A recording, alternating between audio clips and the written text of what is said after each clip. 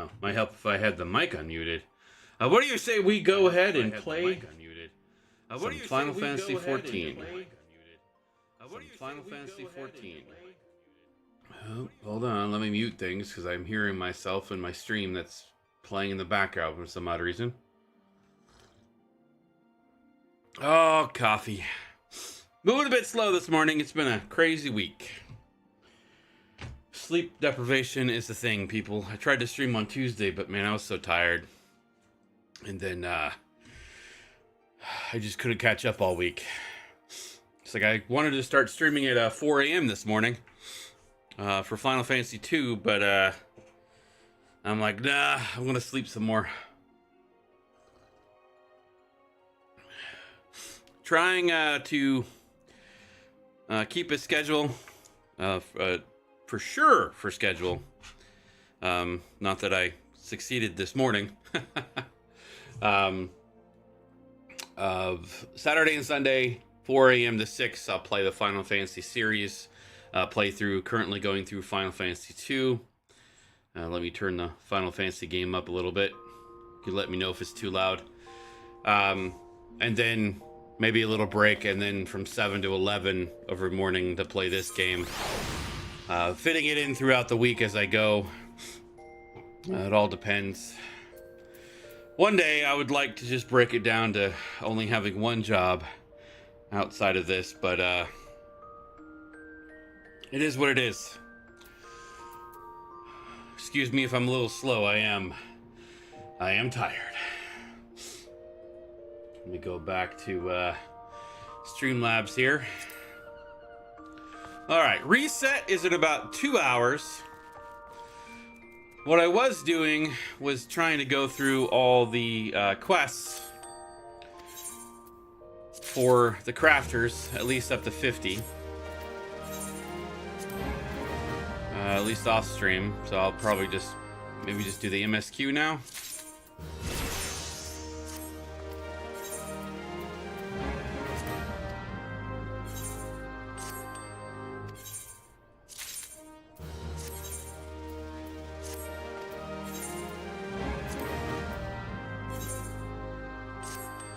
I do have a video coming out.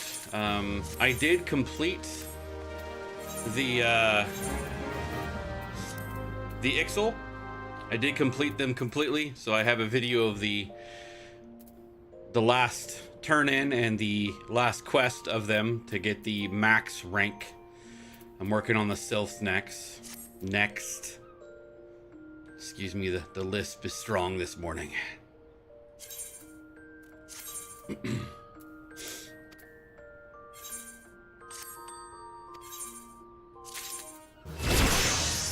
Paprika. I do get a lot of levels going through this woodland exploration, so I don't know if it's better to go through this. I need to go get some more ventures, or going through the quick. The quick mission, or even the botany hunting or mining mission, or fishing. But it seems to get like 5 levels every single time, so I don't know.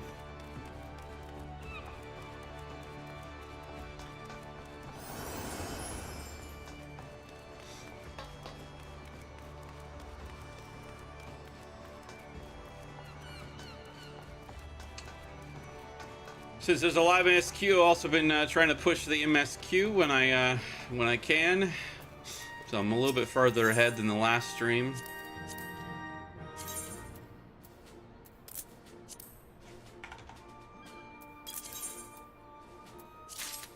Can't remember, was there any gear that I can turn in?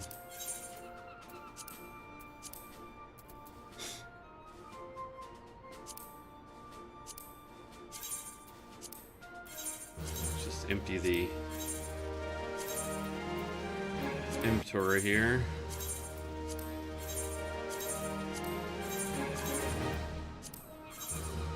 Morning, Miz. How you doing today?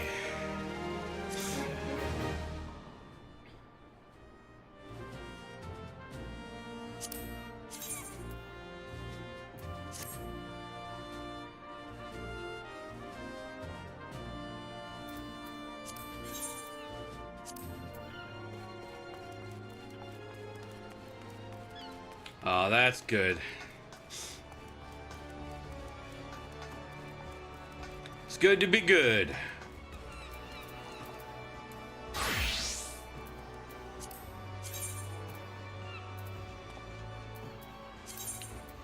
Might as well go push the MSQ.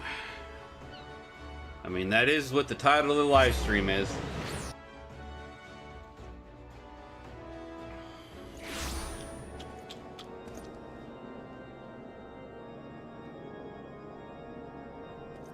I am, what was it?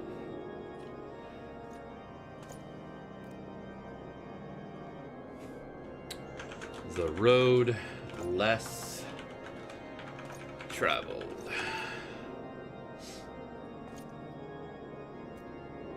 I'm at 268 of 305 quests of the MSQ. And I'm currently on patch 2.4. Push, push, push.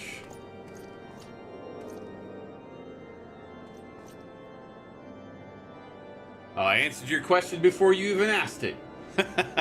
I am glad it's the weekend too, because man, it's been a week. I tried, like I was saying, I tried streaming on Tuesday, but I was just so tired, and like I haven't been able to catch up.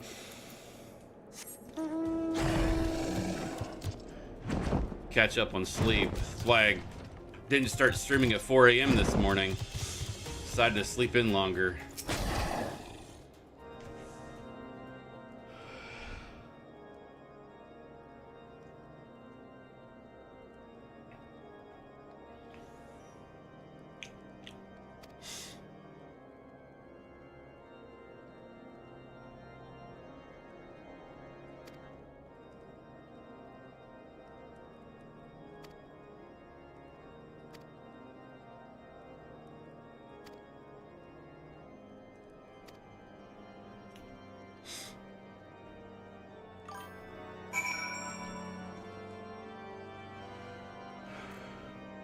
Yeah, I mean, I was like playing on my other character, and I started unlocking the one where it's like that rift in the forest or whatever it was.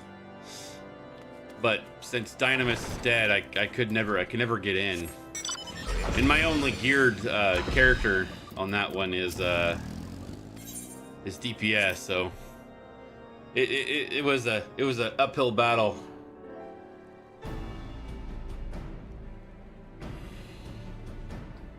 On behalf of the Holy See of Ishgard, allow me to express my deepest thanks.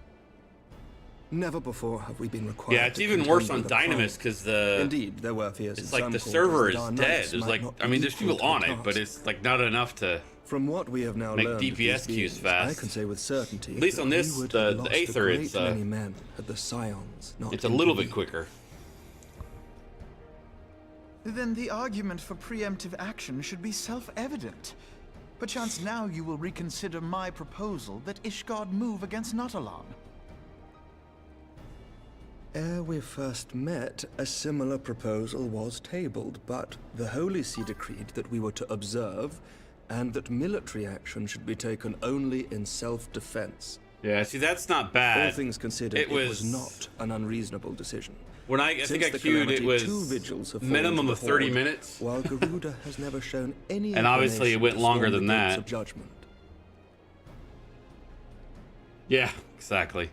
Which is why this unprecedented crisis and its resolution may prompt a change. Which is why when I started this character, I went tank healer and doing DPS through the MSQ. Ishgard did not. Not until now. And there is naught like a brush with death to change a man's outlook. At the very least, this should silence any lingering objections to our arrangement with Revenant's Toll. Yeah. The Holy See I was going to transfer that character to the here at one point, but we'll see. So far as it is possible, the Scions shall be compensated for their service. We should be grateful for any aid you can provide. As a gesture of good faith, I shall withdraw my previous request. Your people are doubtless needed elsewhere. That will not be necessary. We too have a vested interest in watching Dravania's movements. I see. Once more, You know, after how many years I've played this, Sir Emmerich, I never if I knew may, that Alphino, at do you least in truly Realm believe that Reborn, is Midgard's Sam own Riegel could from return? Critical Role. I know several of them did voices, but I never knew Alphino was Sam Riegel. The heavens are a hilarious. window unto truth, but those who interpret their movements are not infallible. I requested your involvement as a precautionary measure. But of course, you sought an excuse to compensate us from the first, mindful of what would happen if Revenant's toll were taken by your enemies. Ishgard is not wont to aid its neighbors, but that does not preclude it from manipulating them to serve its own interests. But as I go through this MSQ, Choose your next especially words this carefully. after launch MSQ of Realm Reborn, I'm like, man, was Do you that a know good what sort of decision to man start over? becomes Lord Commander This is of the Temple long. Knights? One who comes from good stock. I did not. At least it's a Yet good story. here I liked am it. Now, why do you suppose that is? Because I swiftly learned to tell the difference between words, deeds, and beliefs. You are correct, Master Leveilleur. Ishgard desires to see Revenant's toll flourish, as it would present a troublesome obstacle to our enemies from the south. Do you ever We think are about so running a glad nation to be of without use to you. getting enemies? As we are to you. Ours is a mutually beneficial arrangement, lest we forget, one born of necessity. The dragons grow more restless by the day, and the heretics harry us nigh without cease. We have contended with such troubles for centuries, but there are limits to even our endurance. Yet as a pauper is loath to part with his meager possessions, the leaders of Ishgard are not wont to render up their trust to outsiders. But with perseverance on our part, they may yet be made to see the light. Nevertheless, one must take care when walking the road less traveled. Wise words, Sir Emmerich. I shall make a point to remember them. I must apologize for my earlier outburst. I hope it will not sour our good relations. Not at all. You but spoke from the heart. I trust you understand that at times my duties may prevent me from meeting with you. On such occasions, my second-in-command will speak for me.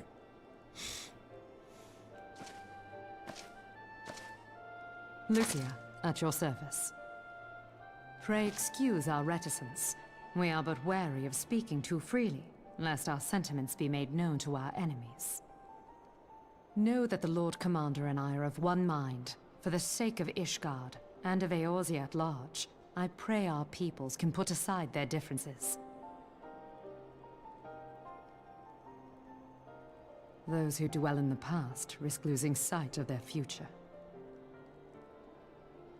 Should aught befall one of our shipments, pray inform Lucia immediately. You may also relay to her any words you might have for me alone.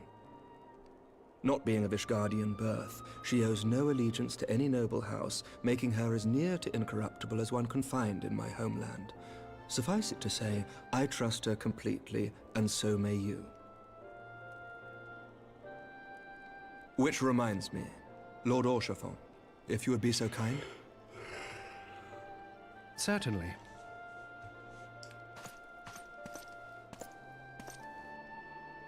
In times such as these, trust is ever in short supply. Mayhap this will go some way to rectify the problem. The results of our investigation into the heretics' recent attacks, as well as our interrogation of the merchant you detained. Sir Emmerich, I cannot thank you enough. Think nothing of it. Ishgard may be many things, but it is no friend to Garlemald. Did I not tell you to have faith, my friend?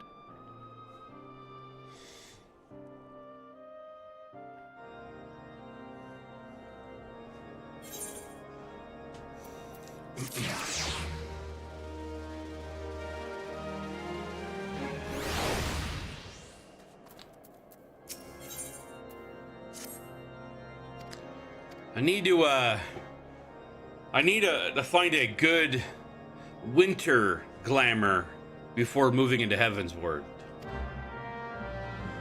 Just as a thing to do.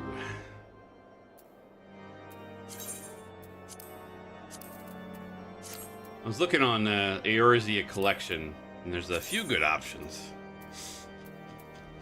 I just have to get the pieces. Speaking of which, let me go look at the market board. So I don't think I can make it yet. There's like a white beret. Can never remember which way to go.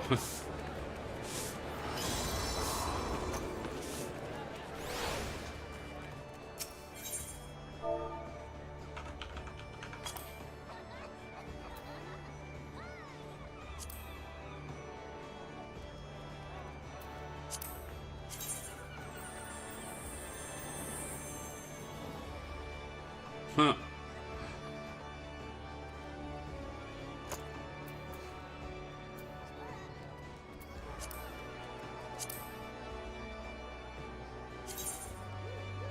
Oh, I can actually make it.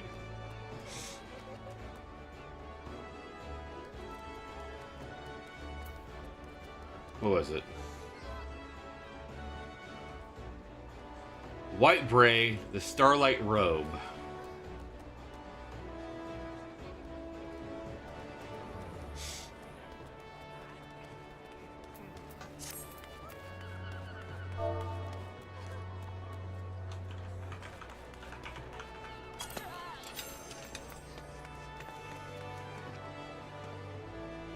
Huh, where do you get the Starlight Robe from?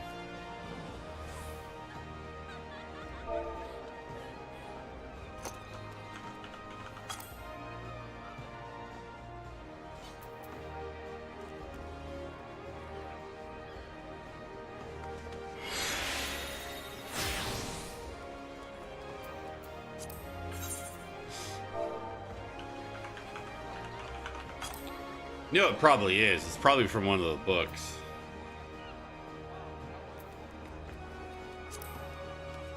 Which, do I have the stuff to buy the master book? I forgot I was going to do this.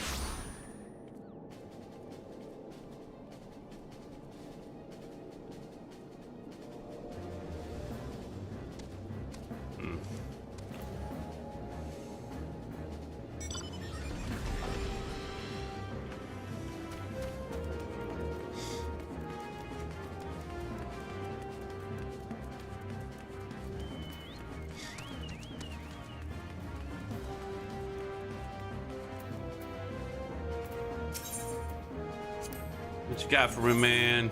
Let's see here.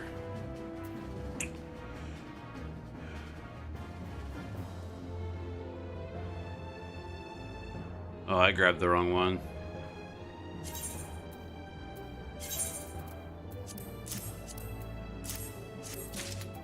I need these.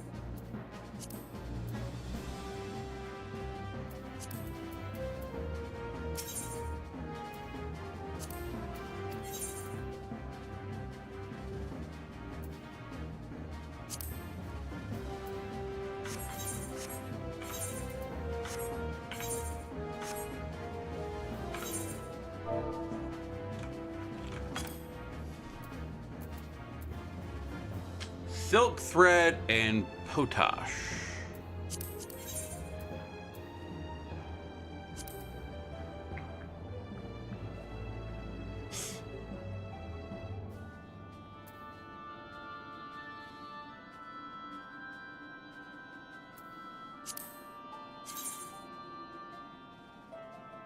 Okay. What's this one look like?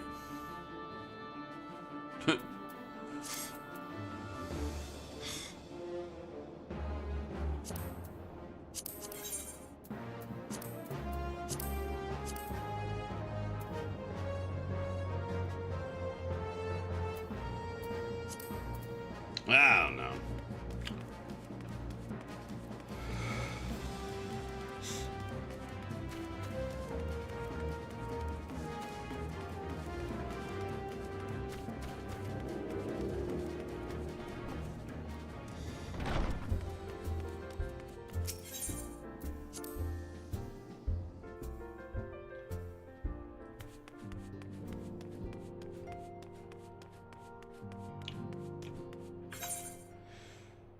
Coffee is tasting weird.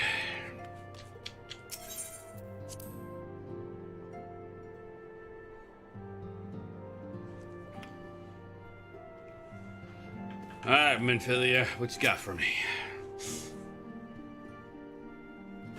Words cannot well express how glad I am to see you return to us hale and whole. Needless to say, I am most eager to hear your account of that which occurred in Kurthis, assuming you're ready to speak of it. Excellent. I shall summon the others at once.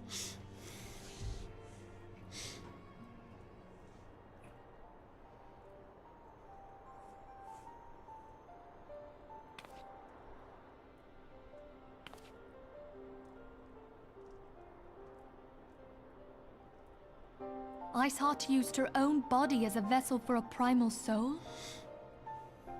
That's what I just said. Master Jeez. Louisoir's writings make no mention of such a possibility. Can we be certain this entity was a primal? As certain as we can be that good King Mogglmog the 12th was a primal, I should think. Both were ostensibly summoned. Let's not quibble over definitions. Of more concern is the implication that Iceheart retained her will, even after she was possessed. We are talking about a mortal, wielding the power of a primal. It can't possibly be that easy, can it? There must be some sort of sacrifice required. Or maybe she's just special? What qualities this woman possesseth, I know not. But full sure am I that she was groomed for this role. Few are privy to the secrets of summoning, and but a single party standeth to profit from their dissemination.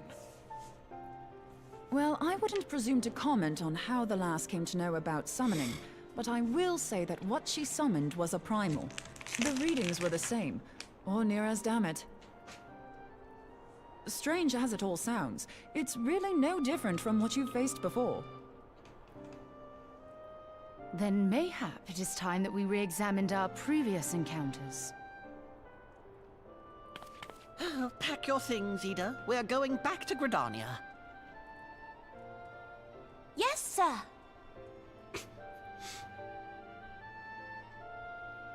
About Iceheart's final words to you. Hear, feel, think. Hydaelyn speaks to her as well. If Iceheart is blessed with the power of the Echo, she will doubtless have used it to further her goals. Or could it be that it was a revelation granted her by the Echo which first set her on this path? She did say that the Ishgardians were blind to the truth.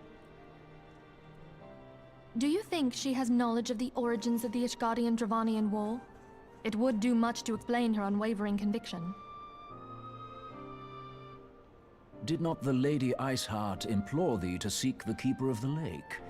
And did she not imply that in so doing thou wouldst come to see with eyes unclouded? Midgard Zoma was a king amongst kings who reigned for centuries on end. But he is dead and his wisdom lost to the ages. Unless the Ishgardians' fears are well founded. It would seem we have yet another reason to stand watch over the Keeper of the Lake. For a mercy, we are well positioned to do so. Iceheart, Shiva, Ascians, and Midgard Zoma. I shudder to think how they're all connected.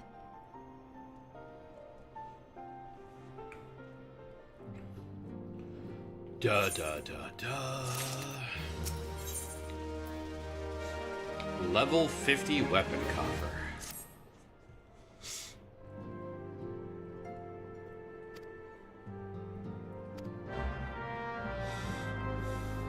I don't hear any commotion.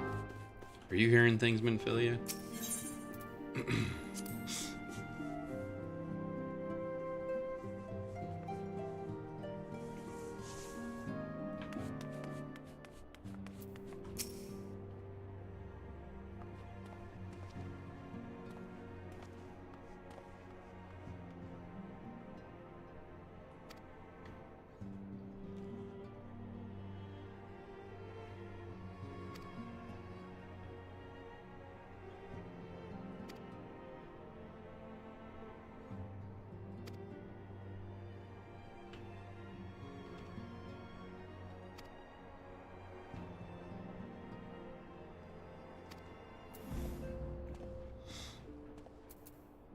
Oh, fine. Let's go chase down the traitor.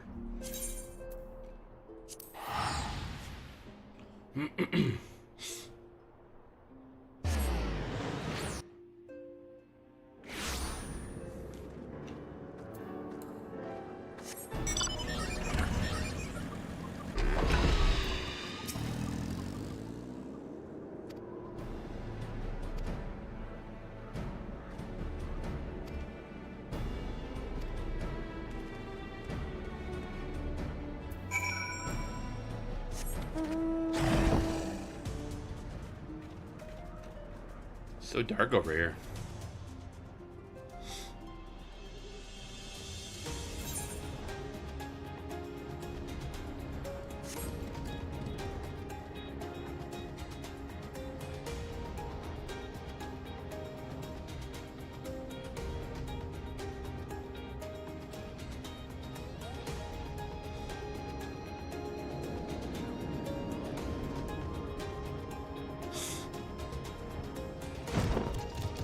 Wow, battle time.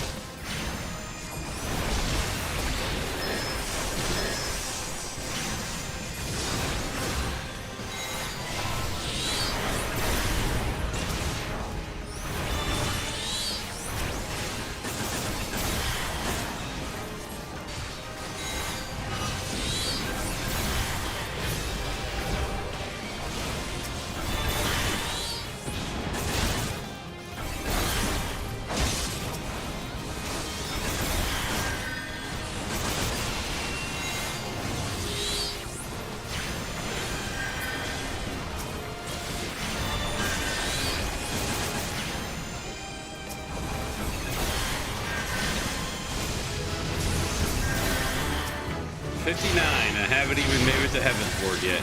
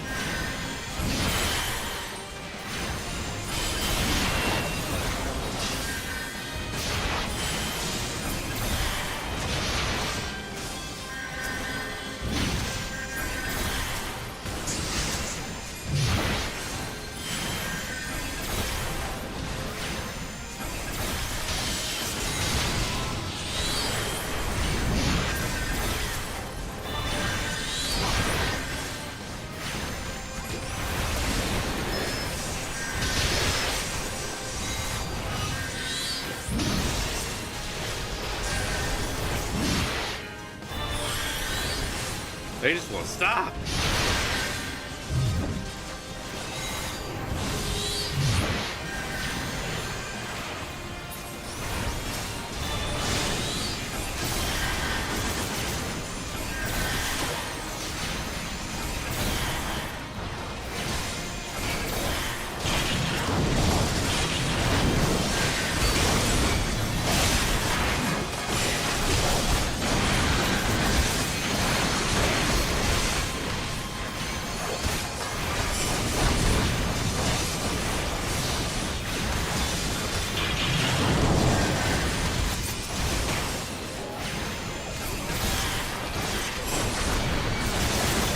Duty failed.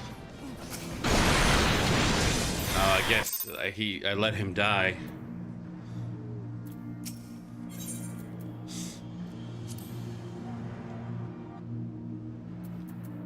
Why do you move in and start attacking someone else?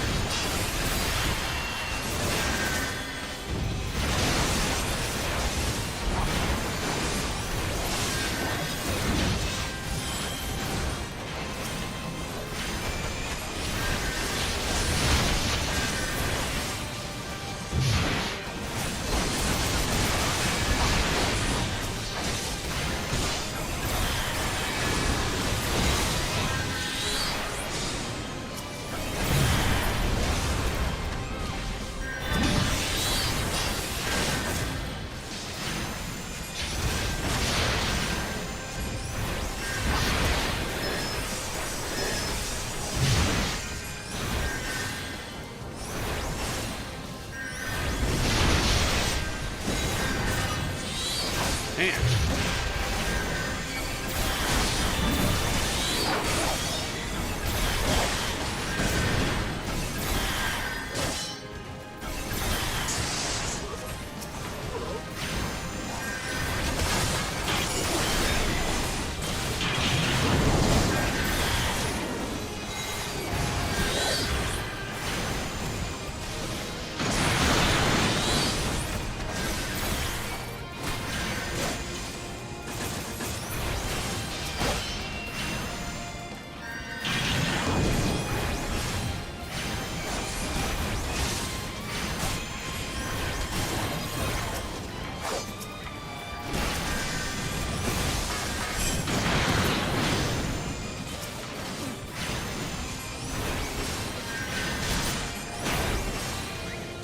There we go.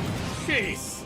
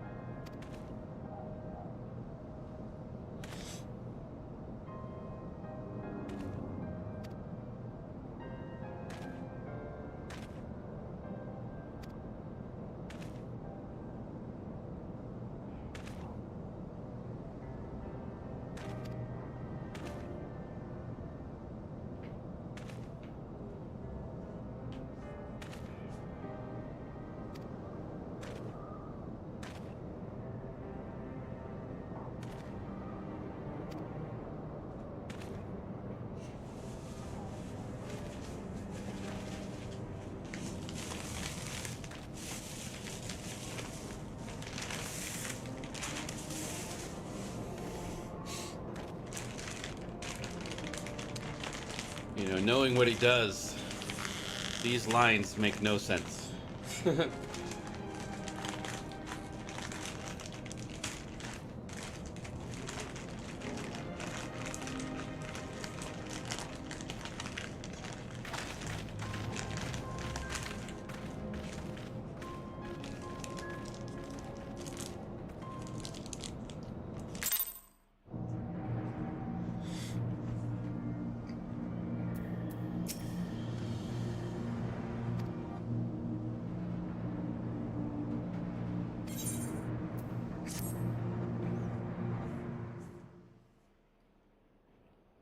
I've heard.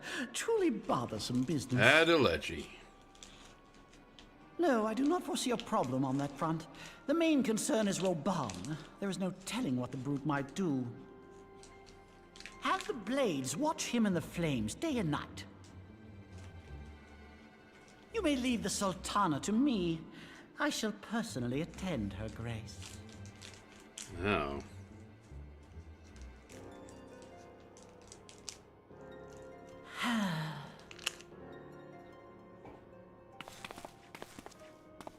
Sever one of the East Aldenard trade routes.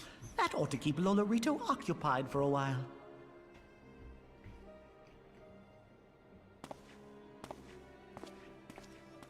Nanamo ulnamo. For my sake, pray be a good little Sultana to the last. You are an evil little man. Evil little man!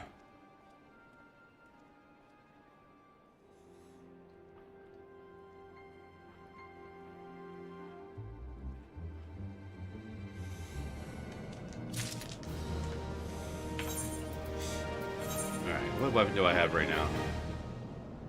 I don't think anything is going to be better than this right now.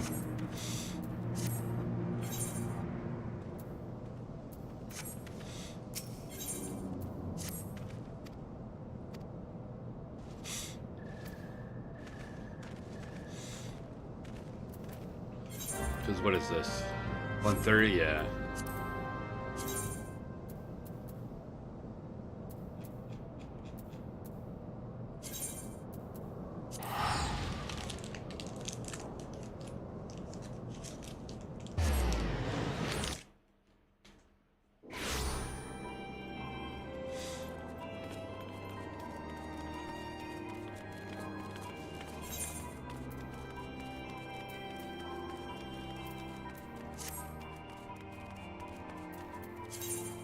What do I have? 479? This should be good for like one item.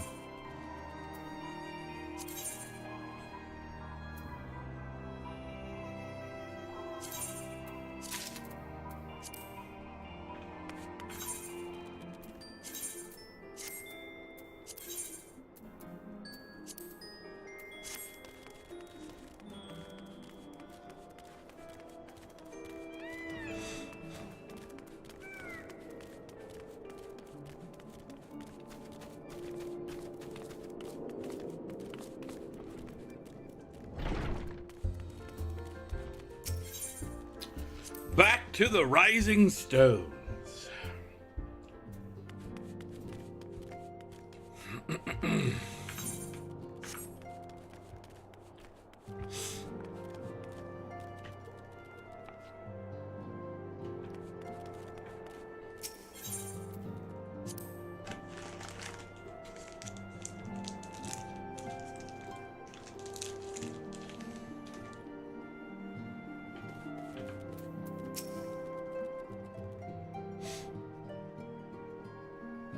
Welcome back, my friend. To think that Flame Marshal Huayu was the Garlean agent. I know not what to say. Together with Robon, Aline lent us much-needed aid at the time of our Order's founding. She was particularly passionate about the need to she's a tackle pretty good the common character. threat. When we discussed the subject, her eyes fairly shone with determination. Whatever else she may have been, I choose to believe that it was her true self with whom I spoke then. But now is not the time to dwell on such matters. I have an important announcement to make regarding our effort to defeat the Ascians. We shall begin as soon as everyone is assembled.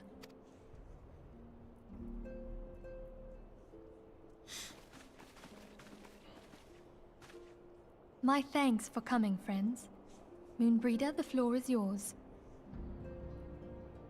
By now, I'm sure you're all familiar with White Auracite, the miraculous material that'll allow us to capture Ascian souls. Back at Snowcloak, we verified its ability to absorb vast amounts of ether. Alas, it leaves something to be desired in the area of stability. The stone can only store ether for a short while before expelling its contents. In addition to Auracite's inherent limitations, we must needs be wary of our enemy's strength. Our foe draweth upon an infinite wellspring of power. Even should we succeed in entrapping him, the stone will... Meaning that, if we want to kill the swine, we'll have to be quick about it. 'Tis our belief that an Ascian soul may be permanently undone, if smitten by a sufficiently concentrated burst of pure ether. The only trouble is, we can't say for sure how concentrated the burst needs to be. Without knowing how much ether an Ascian soul is composed of, we're basically guessing. Our sole clue lieth in thy struggle with La Habrea. La Habrea. During that encounter, Heidelin bid you forge what she called a Blade of Light, a weapon which took the form of a luminous stream of energy. Based on your description, we believe the blade with which you vanquished your foe was composed of ether. Admittedly, your victory proved ephemeral, as La Habrea was able to use a crystal of darkness to flee into the space that lies between our world and the void. The fact remains, however, that Heidelin placed the means to destroy the Ascians in your hands. Be that as it may, it would be unwise to assume that she will do the same when we next encounter such a foe. Quite so, my lady. We must needs find the means to forge our own blade of ether, one to equal that which Heidelin did benevolently bestow upon her champion. That is all well and good, but it seems to me that producing such a blade will require a prodigious quantity of ether. Whence will it come, pray tell? Oh, what if we had two pieces of white auracite? One to trap the Ascian, and the other to store the ether for the blade. Oh, nice try. But it's as I said, the stone won't hold ether for any length of time. We'd still need to collect the stuff there and then, sorry to say. And therein lies the rub. Finding a way to create the blade whenever and wherever we choose. 'Twould seem more research is in order. I'm going to linger a while, perform a few more tests on the Auracite. And I could do with some help. Urianger, why don't you lend me a hand? Mine apologies, but I am required at the waking sounds. Lady Minfilia hath given me sole charge of the premises. 'Twould be unseemly to leave them unattended. It's like run, Soul run charged, while you you say? can. So you're basically alone there then? Well, that settles it. I'll just have to come to you.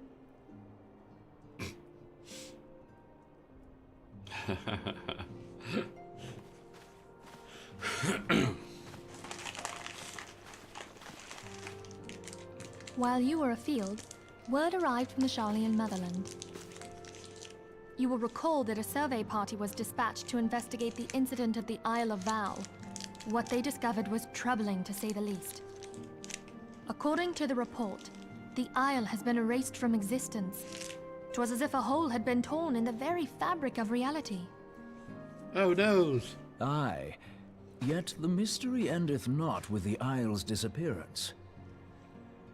It hath come to light that a number of scholars in various other locales were reported missing at a similar juncture. What's more, they all had something in common with the head of the students of Baldessian. Every last one of them was researching a phenomenon called dimensional compression, or the rejoining as the ancient texts call it. I'll be damned if that's a coincidence. All indications suggest Ascian involvement. But I sense that a force greater still is at work. The entity the Dark Beings call the One True God. We must pray that my dear friend Kryl regains consciousness soon. If she bore witness to the Isle of Val's final moments, she may be able to shed some light on this mystery.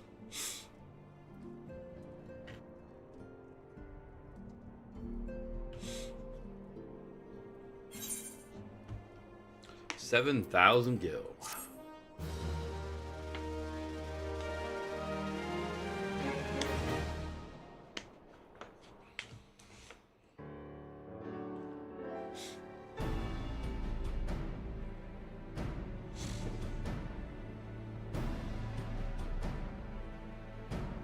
Following the calamity, the forces of the 14th Imperial Legion entrenched themselves in strategic locations across Eorzea. Oh, almost on 2.5. So swiftly did they accomplish this, it was suspected that they had received help.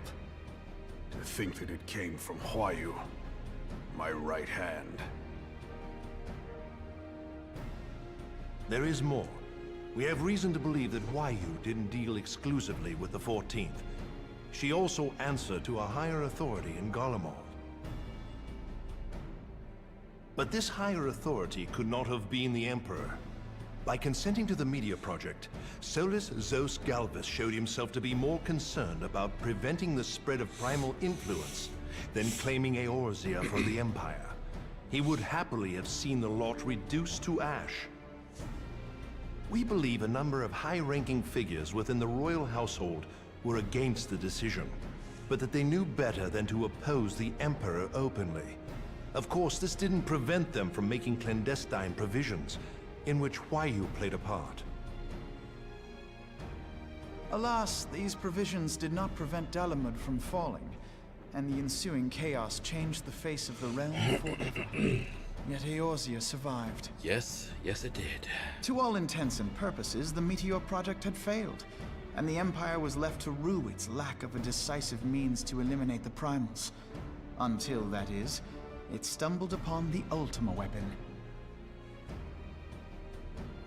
Even before the accursed thing was dug up, it seemed to me the 14th had the might to overwhelm our weakened armies. Yet they chose to hide behind their walls. Why? The Black Wolf was wary of making the denizens of Eorzea desperate, lest more primals emerge to bleed the land. The discovery of the Ultima weapon, however, emboldened him to resume his war of conquest in earnest. He is so short compared to But those two. there was one in Garlemald who believed that Van Belsar's actions were premature.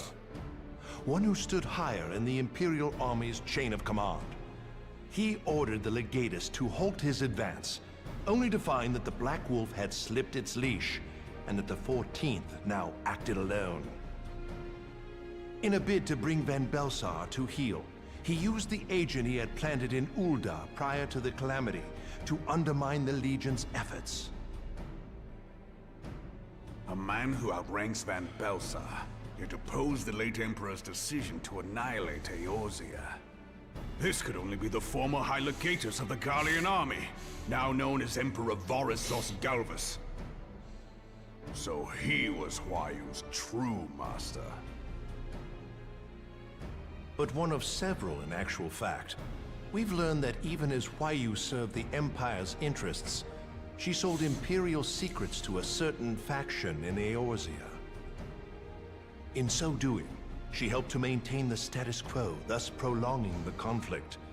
Considering who stands to profit from war, it isn't hard to imagine who her other masters were. 7 hells! You mean to say that she was a double agent? Triple, if you consider her services to Van Belsar and the new Emperor as separate.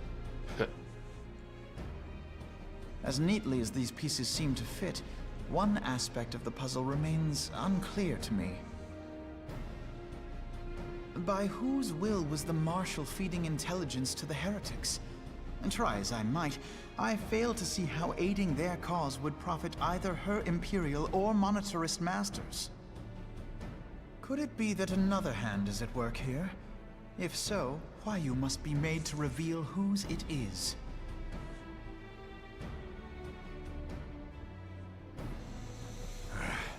Not only have I lost a trusted friend, now I must interrogate her as a stranger. Not a pleasant task, I grant you, but a necessary one. Unless we weed out the ivy, root, stalk, and stem, it will simply grow back. I know that full well. Those closest to Huayu have already been detained, and I will question them alongside her. General, pray keep in mind that there may be unwitting abettors among them. All will be treated fairly. On that you have my word. Those who are innocent have no cause to fear. You have ever been a friend of truth, General. I hope the unpleasant task of weeding out falsehood will not detain you too long. Though it be for the sake of Eorzea, doubting one's comrades is poison to the soul. And with that, I take my leave. I bid you adieu. I bid you adieu.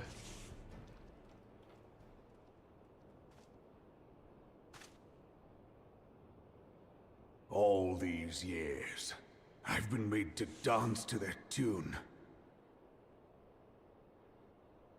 How could you, Huayu? How could you side with them? Interesting. Those cankers who take from this land and give naught in return, who use their power to disempower and grow fat while the people starve. I know you can hear me, monetarist scum! Your crimes will not go unpunished! One day I will purge this land of your sickness before the eyes of the 12, I swear it!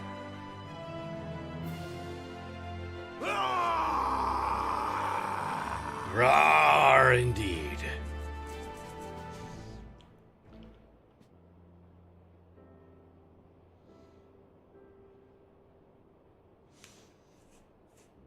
I shall have no further need of you this day. Your Grace.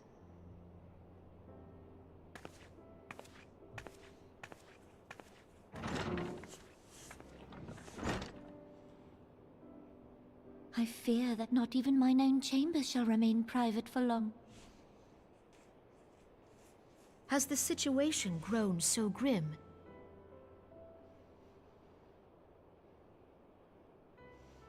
Ever since he proposed the Cartiner Reclamation Bill, Teleji Adeleji has risen to greater prominence upon the backs of impoverished refugees. The monetarists were ever united in their pursuit of profit, but the man's actions have torn a rift in their ranks. They snap at each other as rabid dogs. Yet now is not the time to be bickering among ourselves. If this bickering is a threat to law and order, might you not have grounds to dissolve the Syndicate? Would that the solution were so simple, Admiral. Alas, My moving to dissolve the Syndicate is certain to spark outrage among the influential merchant class, whom the Cabal represents. This would serve to exacerbate the current unrest, and peace would slip still further away. Be they rich I think or her poor, voice natives changed or from even refugees, all who reside in Ul'dah have a the right main to pursue happiness. MSQ It launch. is the duty of a ruler to protect this right. If I am to perform my duty, I must needs tread warily. It would not do to make enemies heedlessly. Were Lord Lolorito here, he would doubtless say that I have my head in the clouds. A ruler is required to take a wide view. Try as we might to cater to all needs, some will inevitably be overlooked. As such, there shall ever be citizens who feel aggrieved. It cannot be helped. But as you have informed us, the monetarists take no view but their own. They hunger for power while the masses starve. In the absence of a common cause, it seems beyond any one individual to make Ul'dah whole. And the presence of a Garlean agent within the Immortal Flames only makes matters worse. Even accounting for Ul'dah's historic reliance upon mercenaries, such a grievous breach of security is unprecedented. I fear this business will provide the monetarists with a rod to beat Rauban.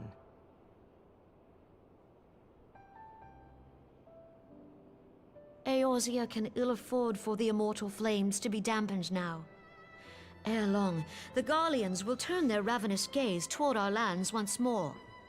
If we are to resist their might, our nations must stand together. Yet for this to happen, our nations must be whole. Cannot be done to improve the situation in Ul'dah.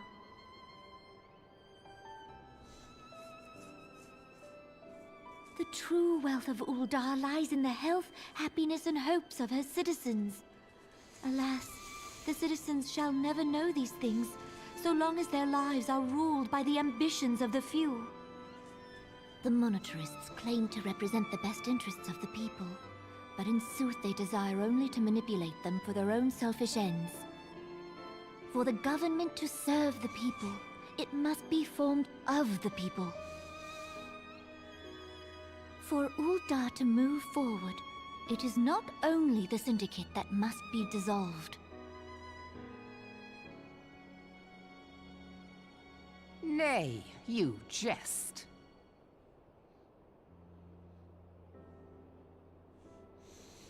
My friends, it was for no other reason than to make known to you mine intent that I requested your presence here. When I make my declaration to the people, chaos shall inevitably ensue. Ensue. As the last monarch in the line of Ul, I make unto you this request. Help Rauban to preserve order and protect the people. Forsake them, and you forsake yourselves. For a strong Eorzea will ever have need of a strong Ul'dah.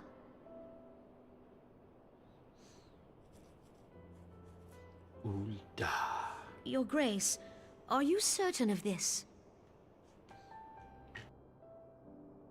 There is no other way. When the time is ripe, the nation shall become a true republic. Both royalists and monetarists shall cease to be. Ul'dah will no longer belong to kings or queens or merchant princes, but to her people.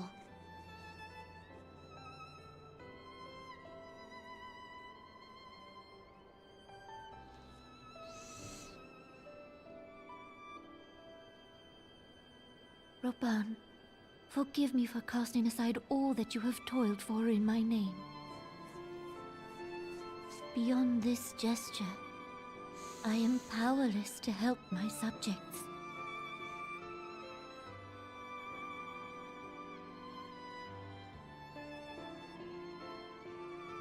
It's like, ooh, the intrigue!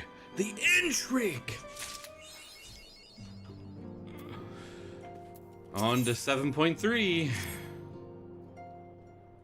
Right? Yep.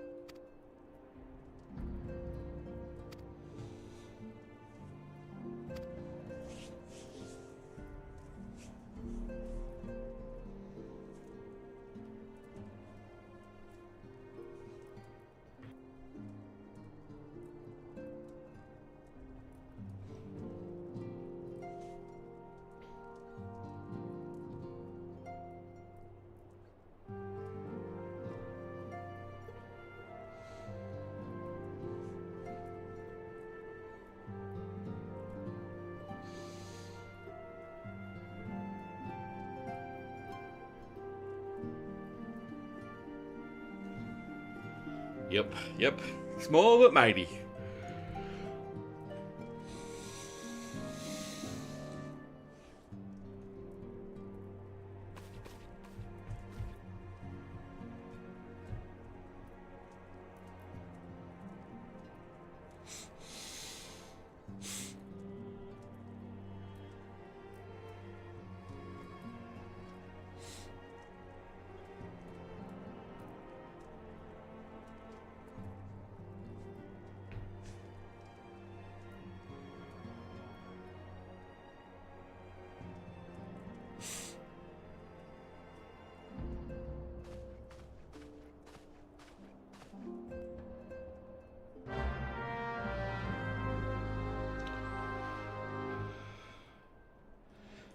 Alright, with that, I'll be right back. Get some more coffee and stuff.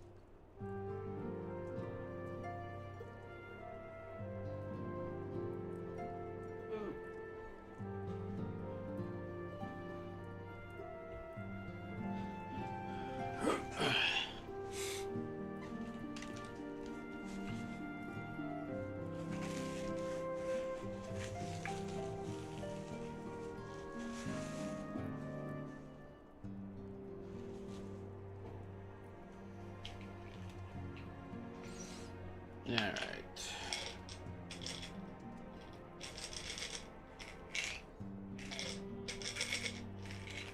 Really?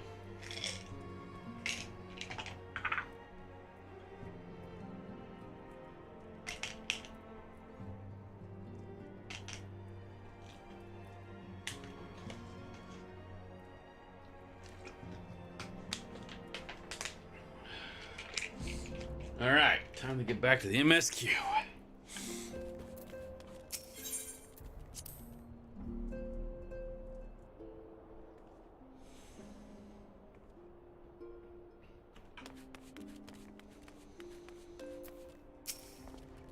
I'm talking to the wrong person.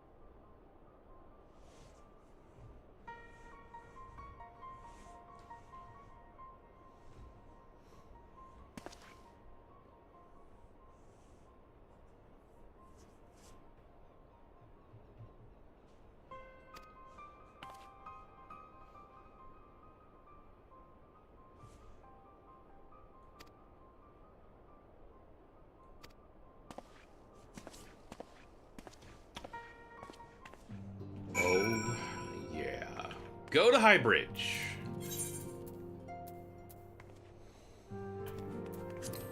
First off, I'm gonna go check my retainers since they came back.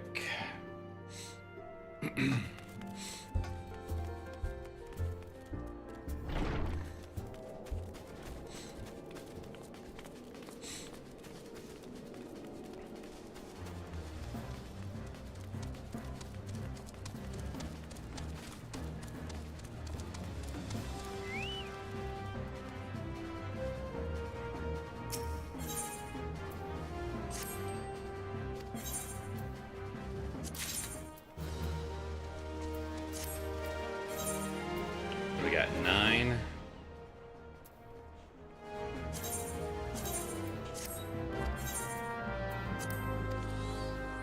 Should be able to send them all out on what I have. Griffin skin shin guards. Interesting.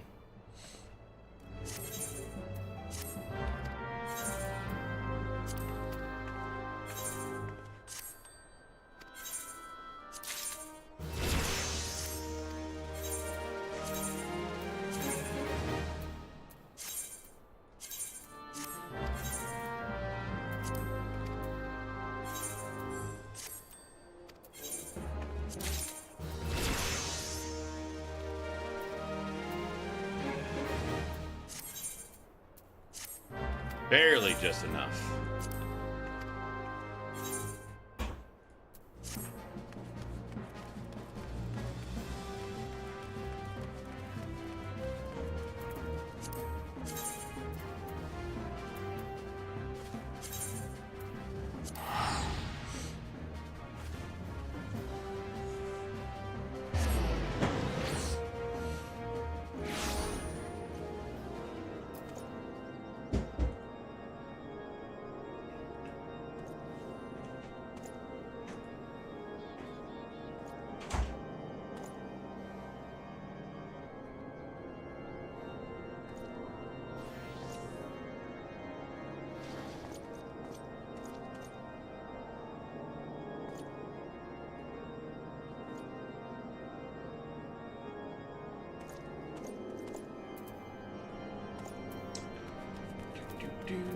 Oh, not Dragonhead. Dry Bone. Right letter, wrong camp.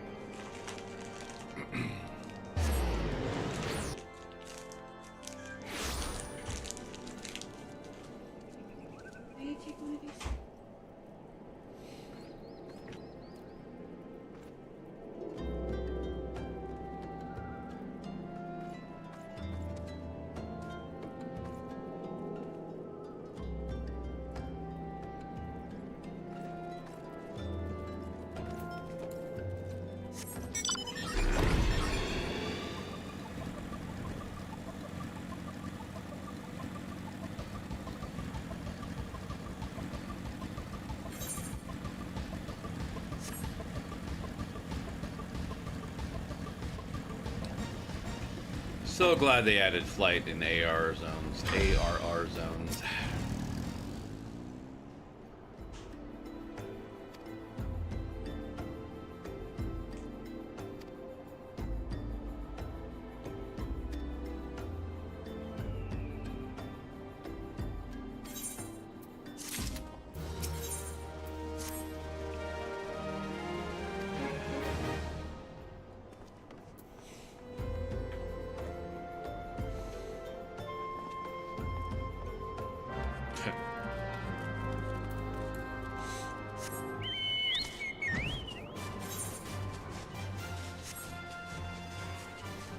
Well, hunt mark.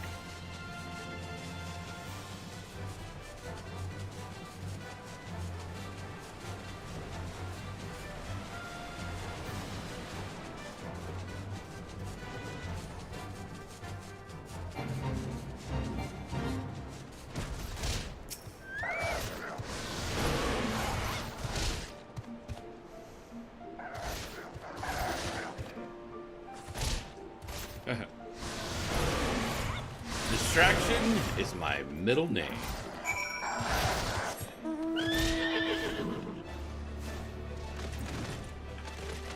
Hello, hired thug. Let me introduce you to myself.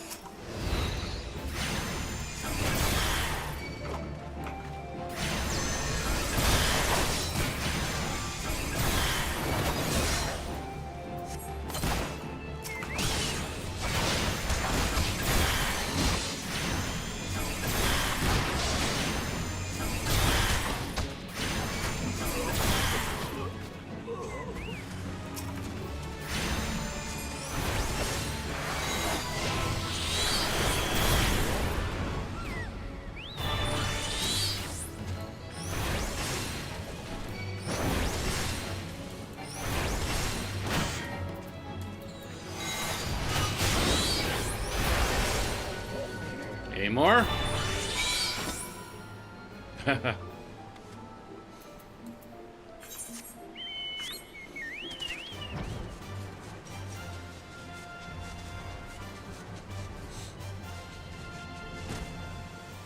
You guys stood no chance.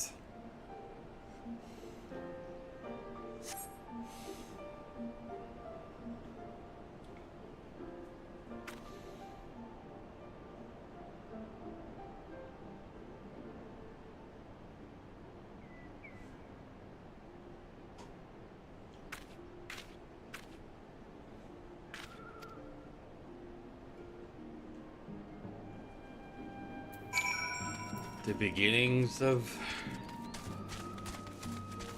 the big fail. So sad.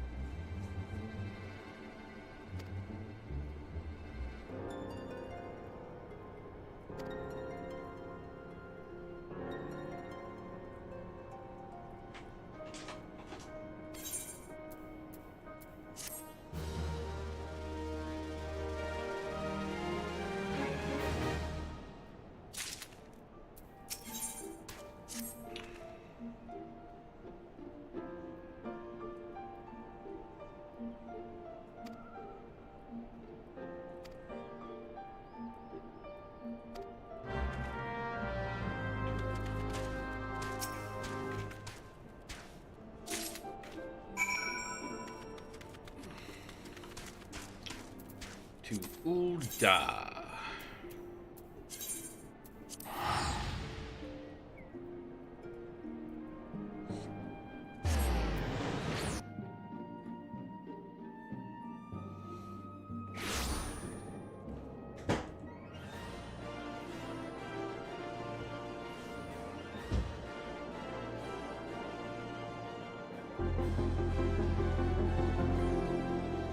It's late morning.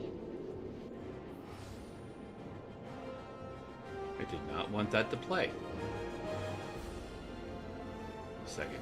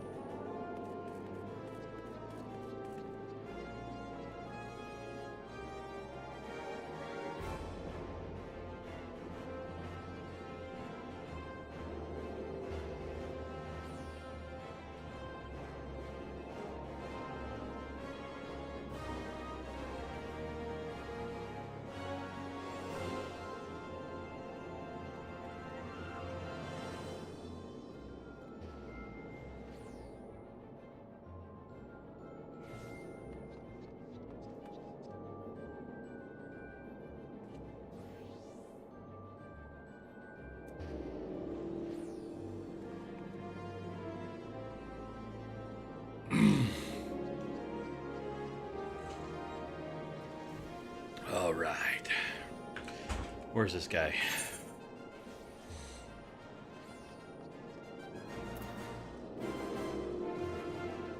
Why is he way over there?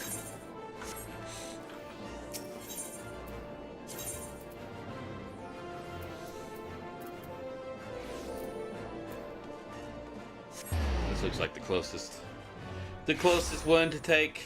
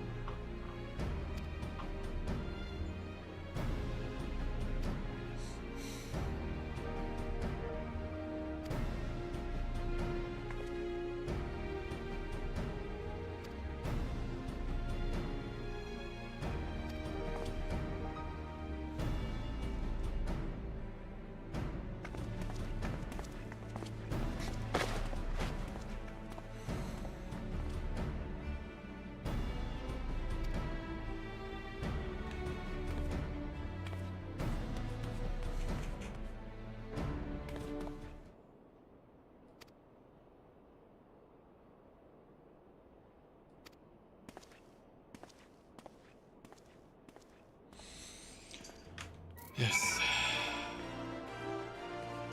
Oh.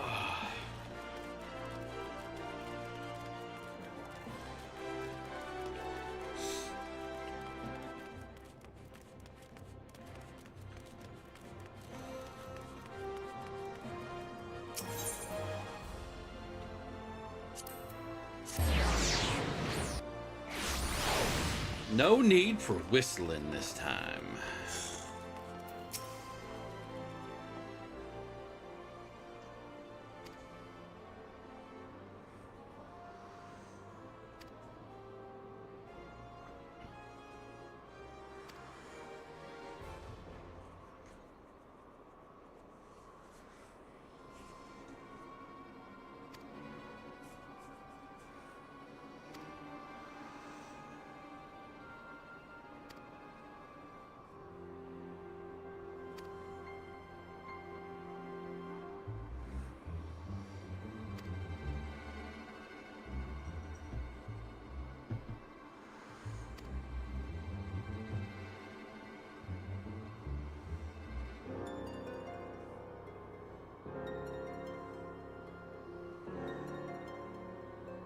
Oh, I guess you got your freedom, huh, girl?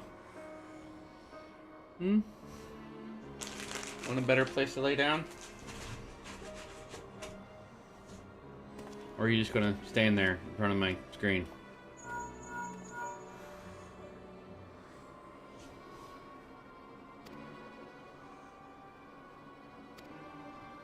It's urgently requested.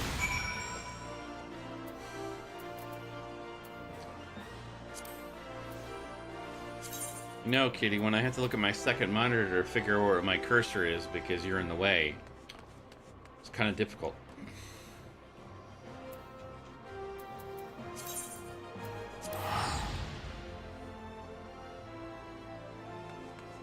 Alright, you can look cute there. Cleaning yourself.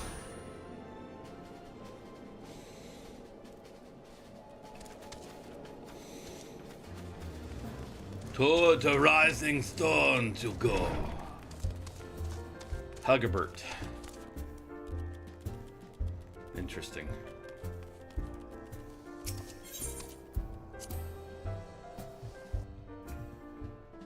Scritch the head. Head scritches.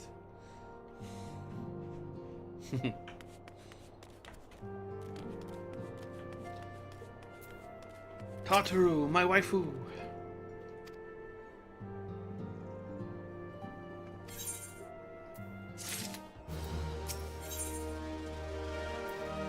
No, keep her the legs coming.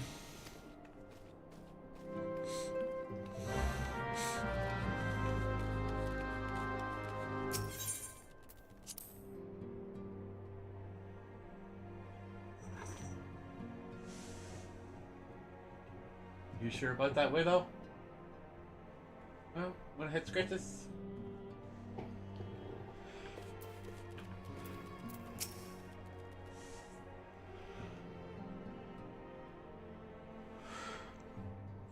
We have a guest from Ishgard who wishes to speak with you.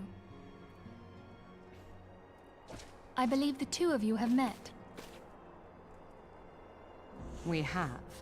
I had hoped to speak with Commander Leveilleur as well, but I cannot afford to wait any longer. The Lord Commander sent me hither to request your aid in a matter of grave import.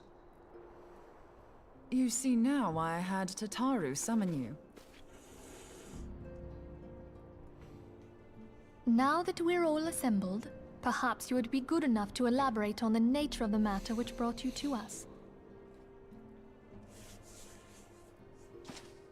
The Observatorium's astrologians have sounded the alarm. Oh no. Last night, the Dragon Star burned with an intensity not seen in 15 summers. Not since the Dravanians engaged the Empire in the Battle of Silvertear Skies. The northern sky doth burn full bright upon the Wormlord's call. The red behemoth beckoneth, and flame consumeth all. The old Curthan rhyme, aye. The brightening of the Dragon Star is said to accompany the roar of a great worm. The astrologians believe that it was Midgard Soma himself who cried out on this occasion. After an absence of centuries, the King of Kings did return to lead his kind against the might of Garlemald, only to fall in his duel with the Agrius, proud flagship of the Garlean fleet. Devoid of life, his corpse remaineth entwined about the Magitech monstrosity even unto this day. Ariange has the right of it. Whatever this alteration in the Dragon Star portends, the Great Worm has shown no sign of life. Tataru, have the Domans reported aught out of the ordinary?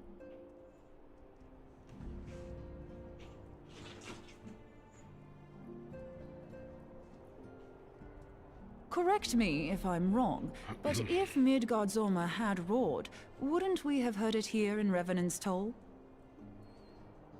Roar is but a figure of speech. Dravanians can communicate in ways beyond our ken. It is for this very reason that we are forced to look for signs in the heavens. We cannot say with any confidence that a great worm roared at all, much less that it was Midgard Zorma. Only by directly examining the Keeper of the Lake can we be certain. However, it will take too long to gain the Holy See's approval to dispatch the Temple Knights. Need to get you to Sir Emric stop would shedding entrust so this much. task to you. Do you accept?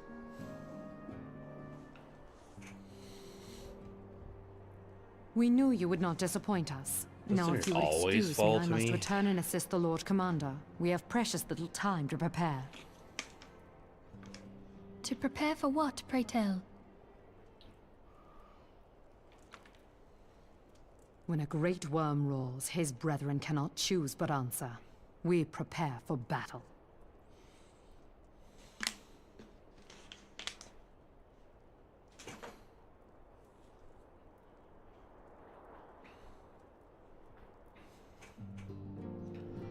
Da da da.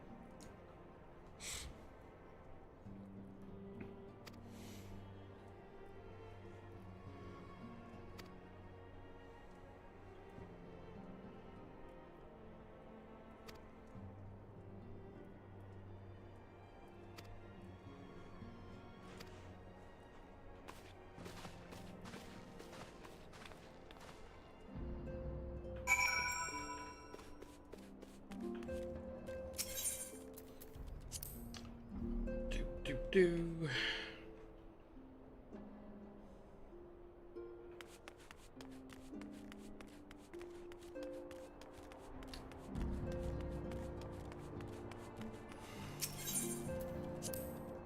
All right, where is this place I need to go to? Okay, it is over by the Keeper of the Lake.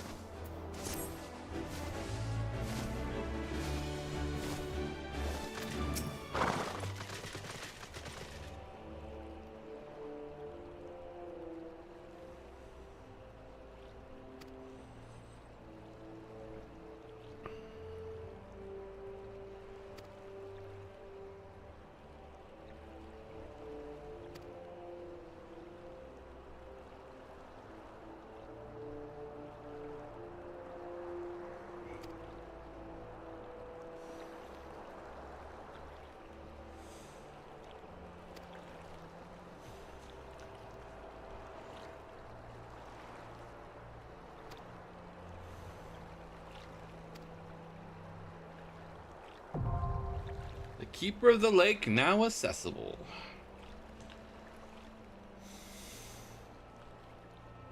I guess let's just make it quick by going here.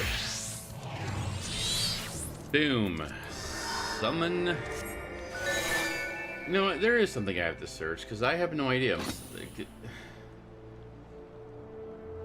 When do you get Celine?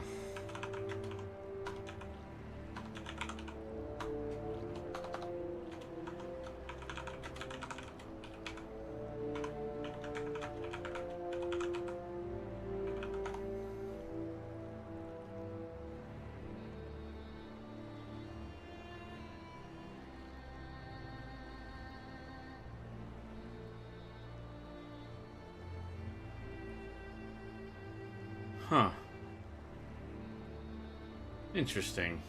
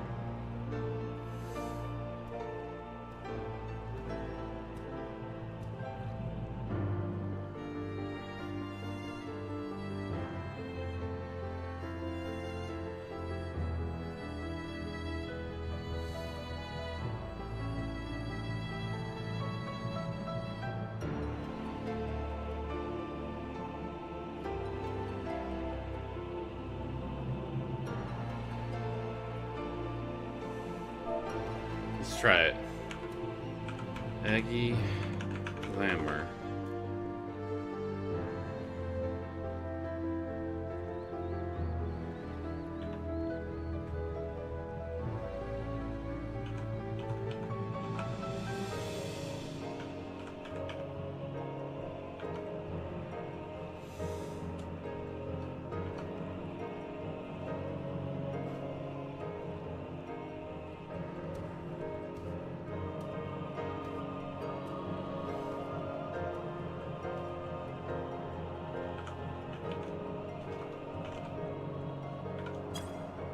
Nah.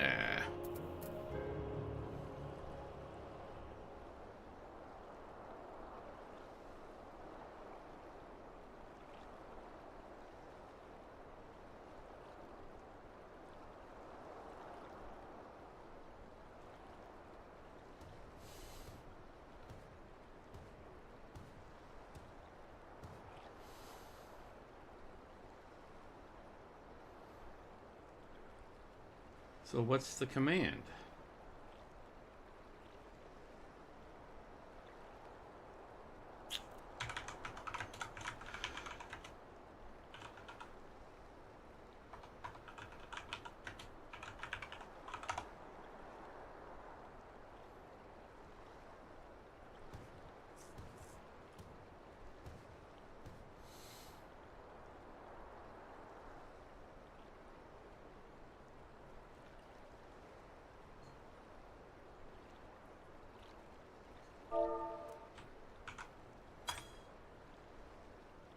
How is it not?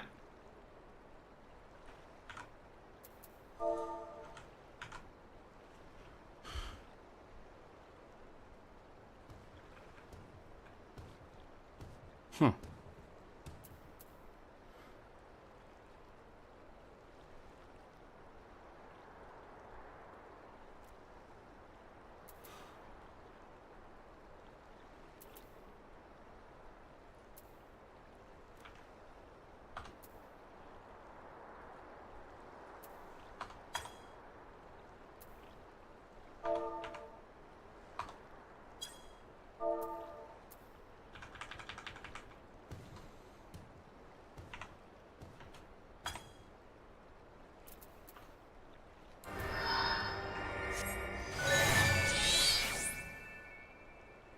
There we go. Different colored fairy, I guess. I don't know.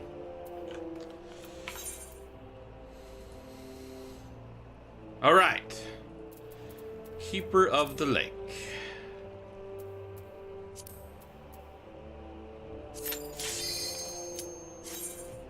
Healer MSQ. Gotta love it.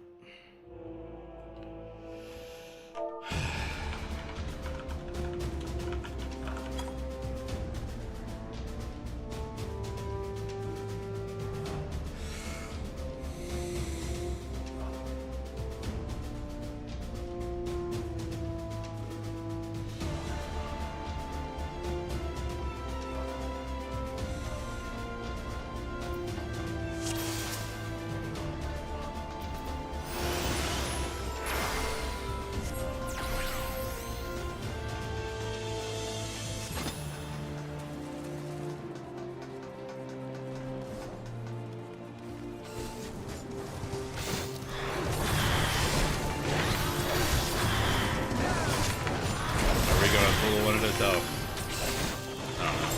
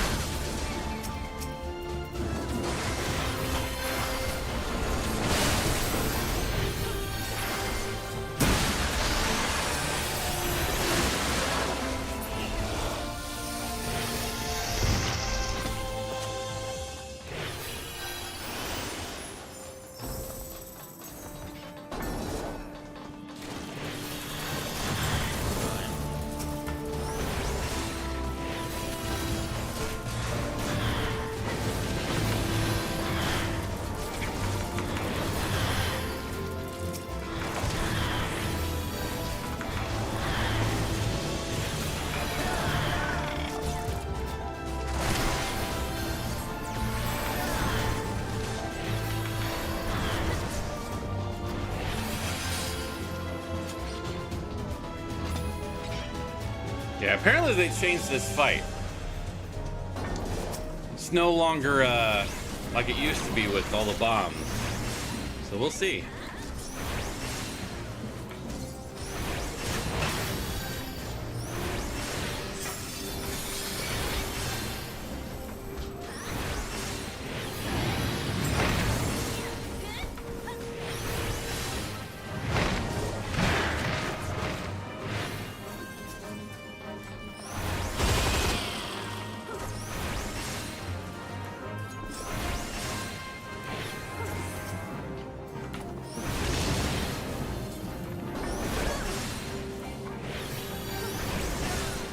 Made it a little bit easier, I guess.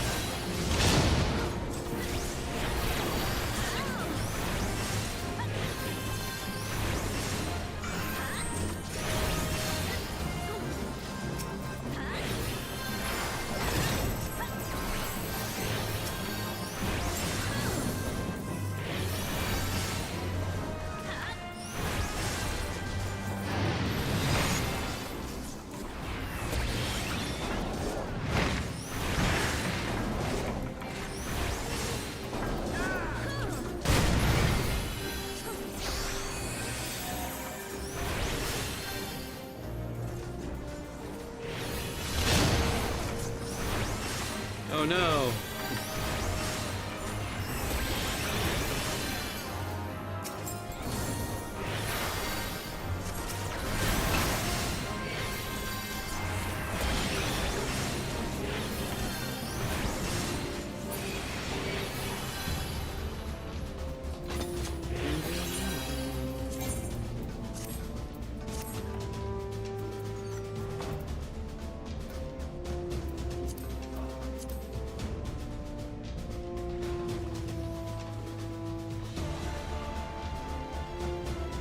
Yeah, I don't know if I like the change.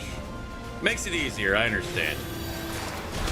So you don't have to... Before, I think you had to, like, knock everything to the corner so you had a safe spot. That just made it a little too easy, I think.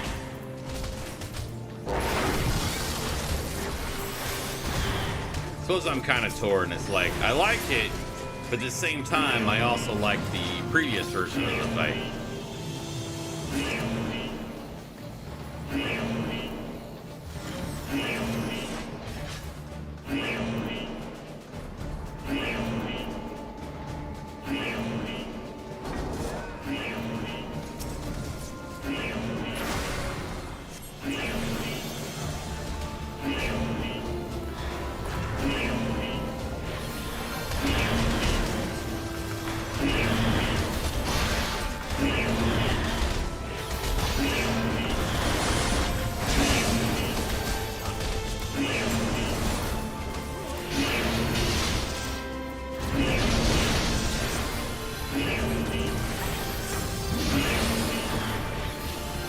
Busy worrying about the loot window, I guess.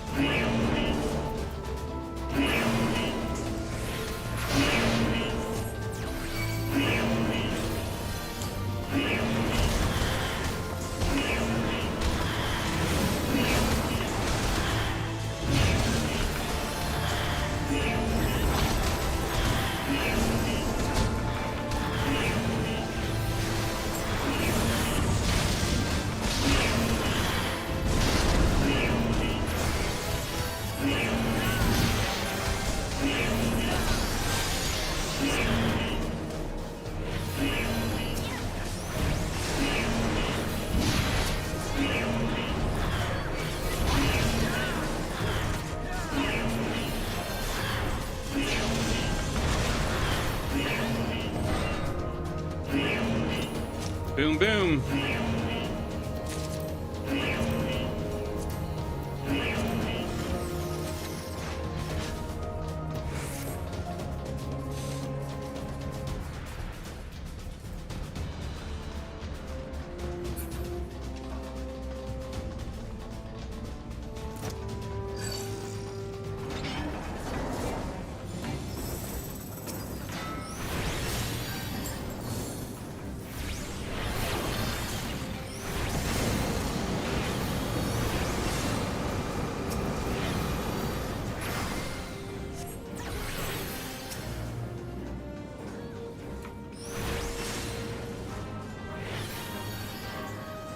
Oh, he's just gonna stand in everything, I think.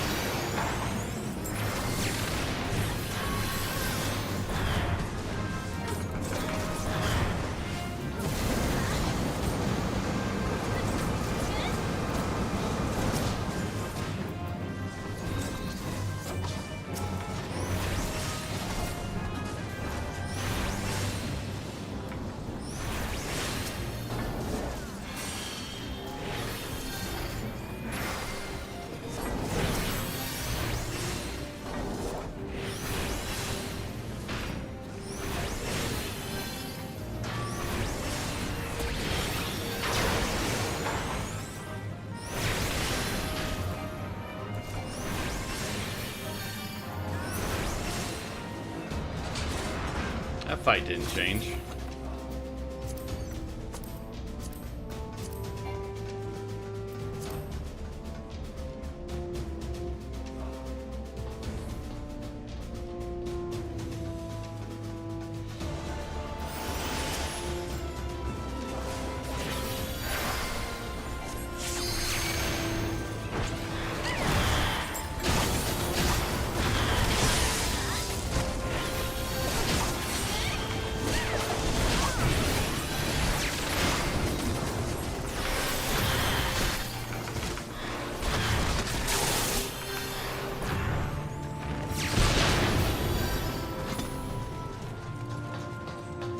Rawr! Run! Hey, let's give you another shield, shall we?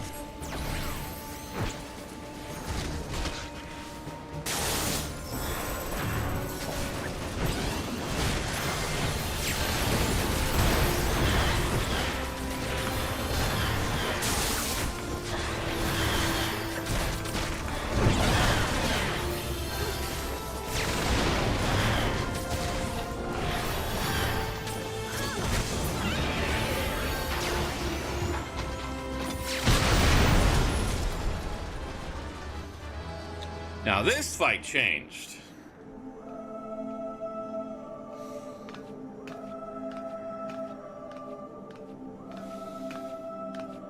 Who treadeth now upon my bones and waketh me from slumber sweet?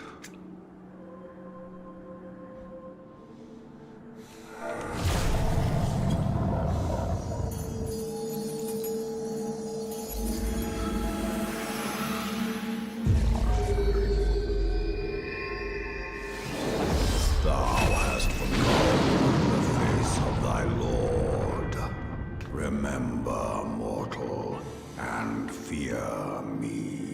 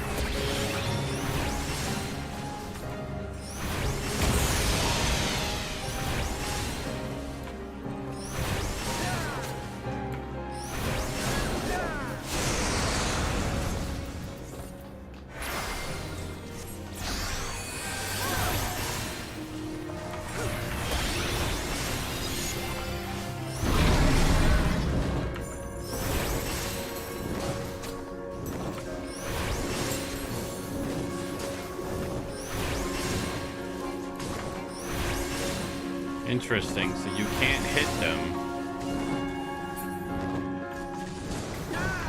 Huh. So you gotta continue hitting mid-guard some more.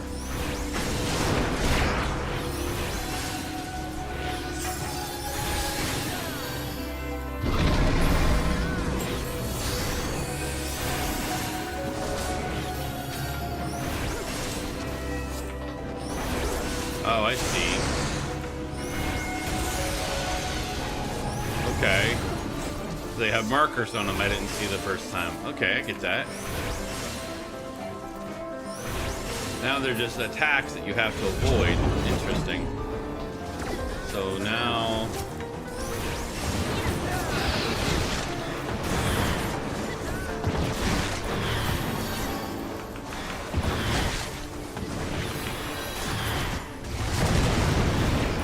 That attack still happens.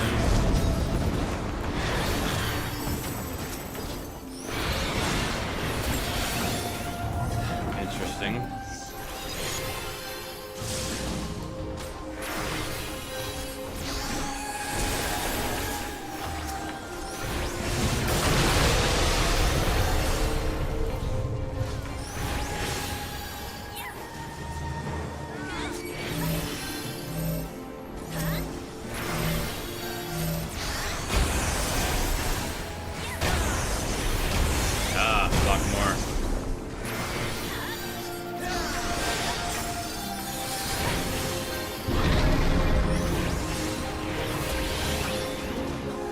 goes that way. That goes that way. Should be safe right here.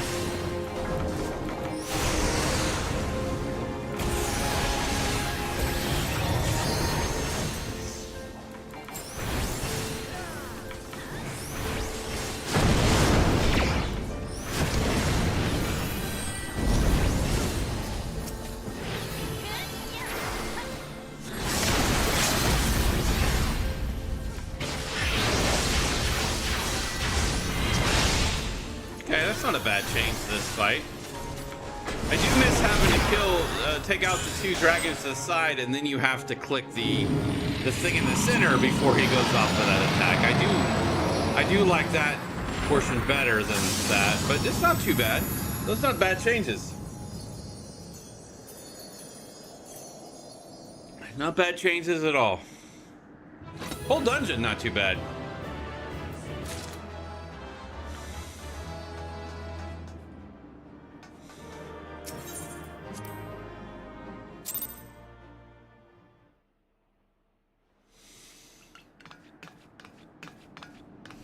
By her gifts hast thou earned a moment's reprieve.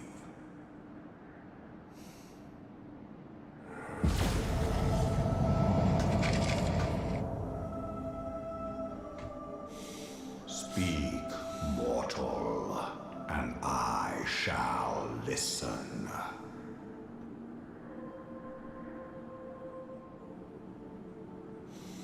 Guided by a star.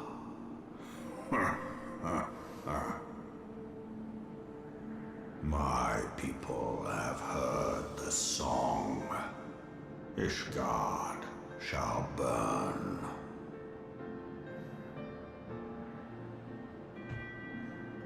Sons must answer for their father's misdeeds.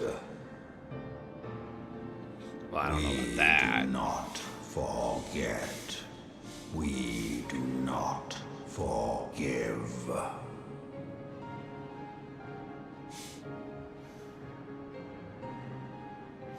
Seven children did I sire. One now singeth of retribution. I rise to join in the chorus. Thou art powerless to silence us, mortal. Yet thou shalt not live to labor in vain.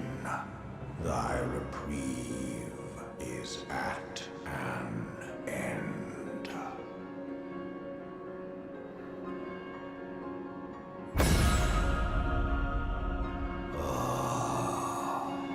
Trickery is thy shield.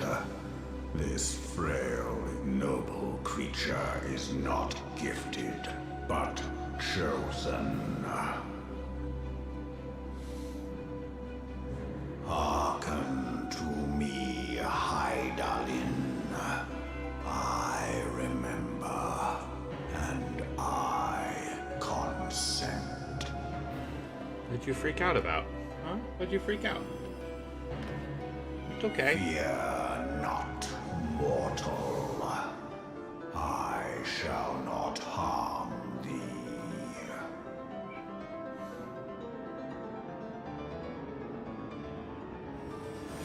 No, I should just join you and be the voice on your shoulder. Boom!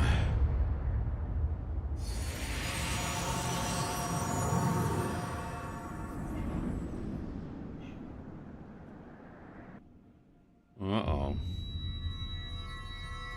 Yeah, my protection is going bye-bye.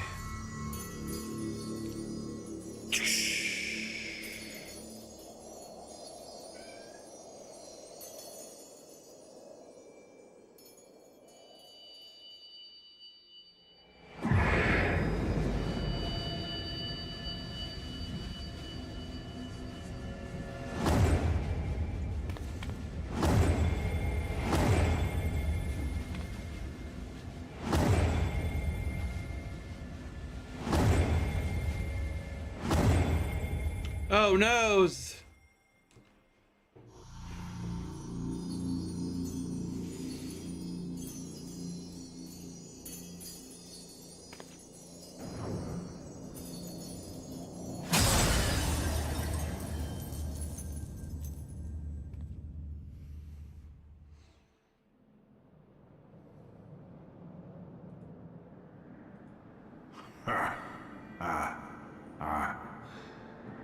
Mayhap thou thinkest me an oath breaker.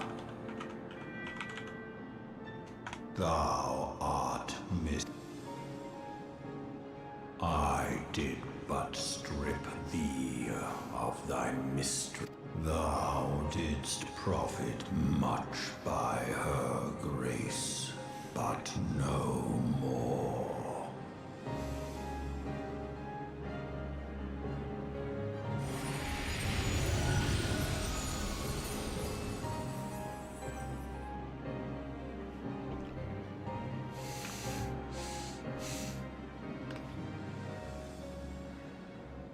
The covenant binds me to thee.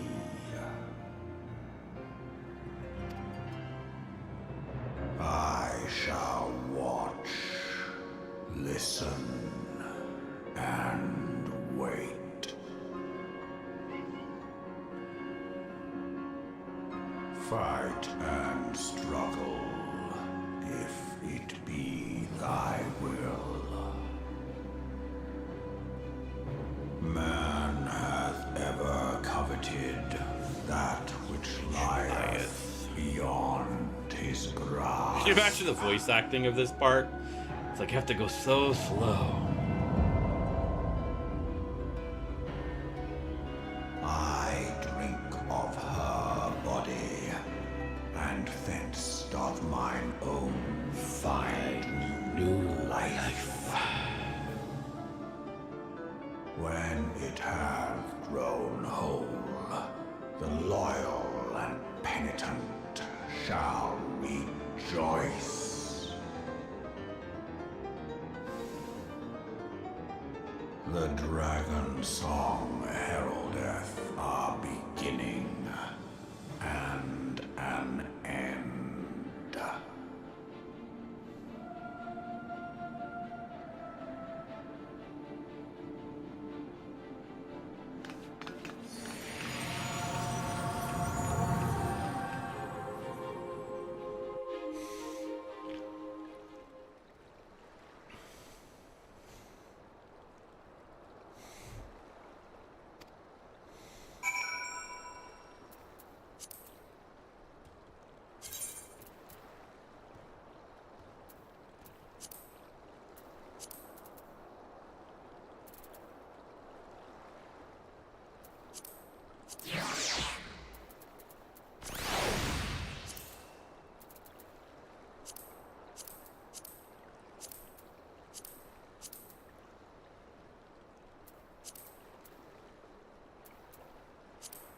You know what? We'll just let it go free.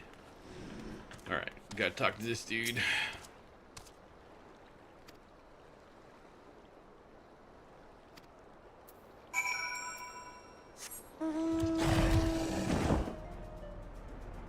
We fly, my friends.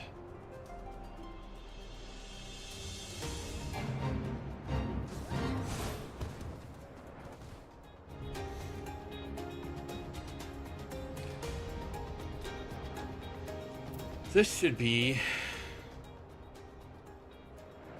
the last one in patch 2.5, I believe.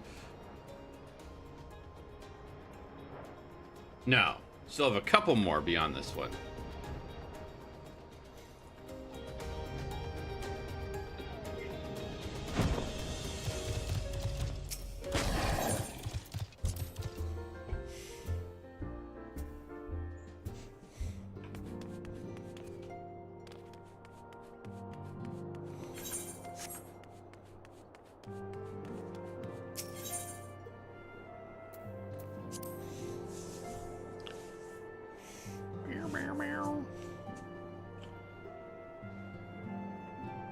Comfortable girl.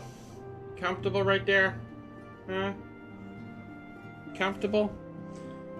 I don't know if that look is, what that look is.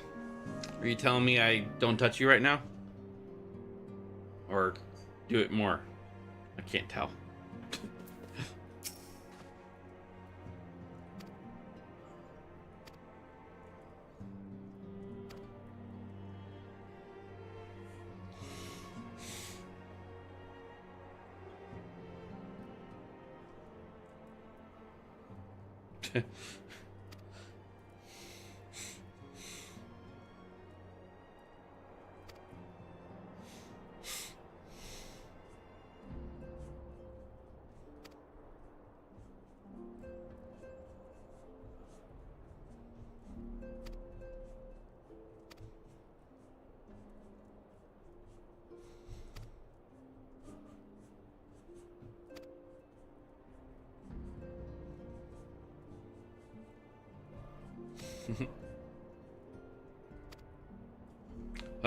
When the righteous people take charge.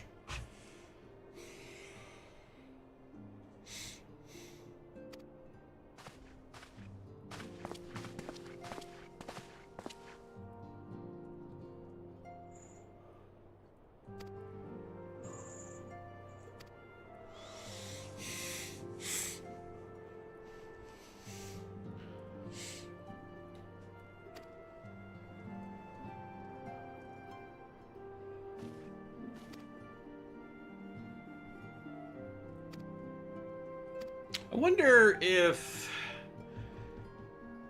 there is a glamour piece that's like a wolf's head for all characters. That would be an interesting thing to have as a winter glam for Heaven's Word.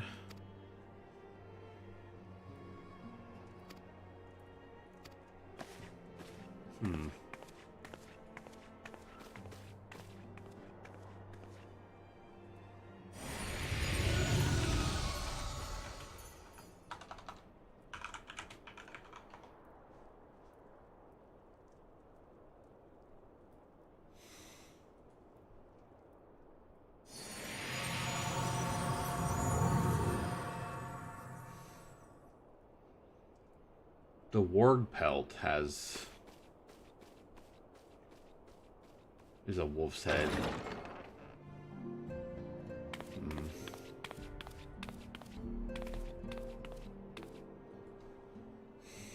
My friend, I can scarce believe it.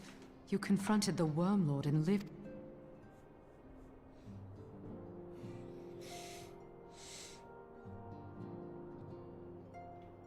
I give thanks to Helone for your preservation. It is our sole cause for gladness. Your encounter with the Keeper of the Lake served to confirm our fears. A great worm has roared, and it makes little difference if it was one of the two in Eorzea or any other. The Dravanians are coming. I am told that Ishgard has magical defenses against Dravanian attack, though I am not privy to their exact nature. Will they be enough to repel a massive force? Ishgard has weathered countless assaults over centuries. This will be no different. And now that you have confirmed the threat, none can ignore the Lord Commander's calls for the walls to be strengthened. I dare not presume to speak for him, but I expect the Lord Commander would sing your praises. I must away, but we shall meet again soon.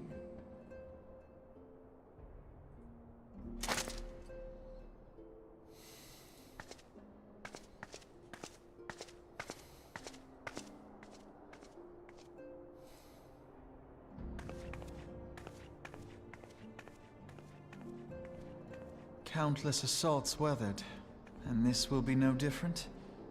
Why am I not convinced?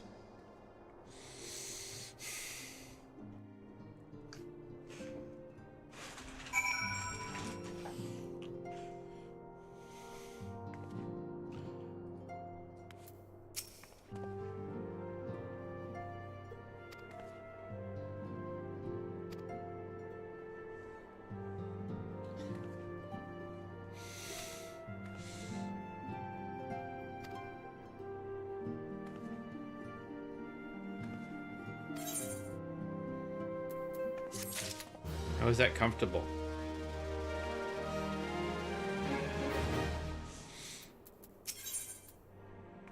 Aether on demand.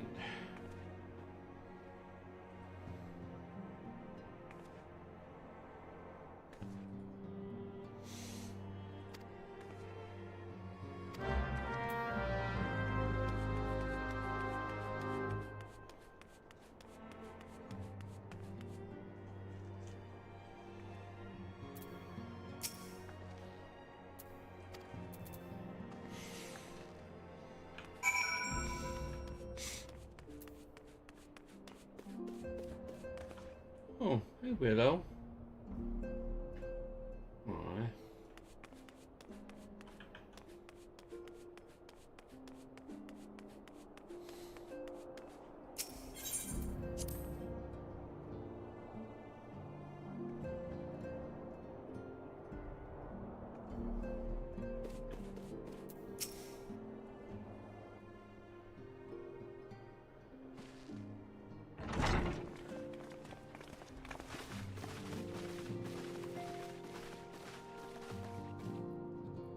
Now that everything's calmed down a bit, relatively speaking I mean, I thought it might be a good time to share our progress on the weapon. I believe we're on the verge of a breakthrough. Well, don't keep us all in suspense.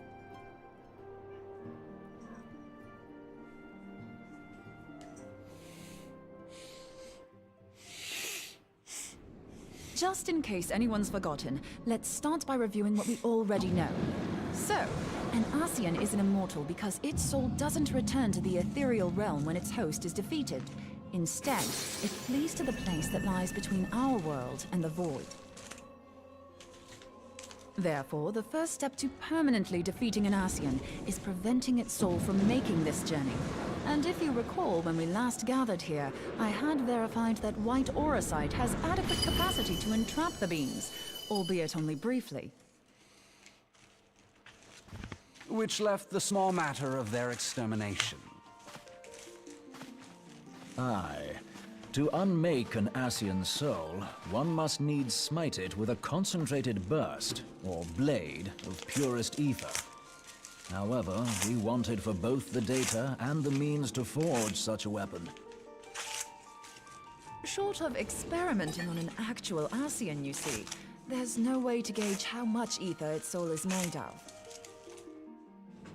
As such, we don't know what etheric density our blade needs to have in order for it to work. So we'll just have to make the densest blade we can and hope for the best. Though that would require a lot of ether. Hang on a minute. Why didn't we think of this before? White auracite can hold an absolute heap of ether, can't it? Please tell me you're joking.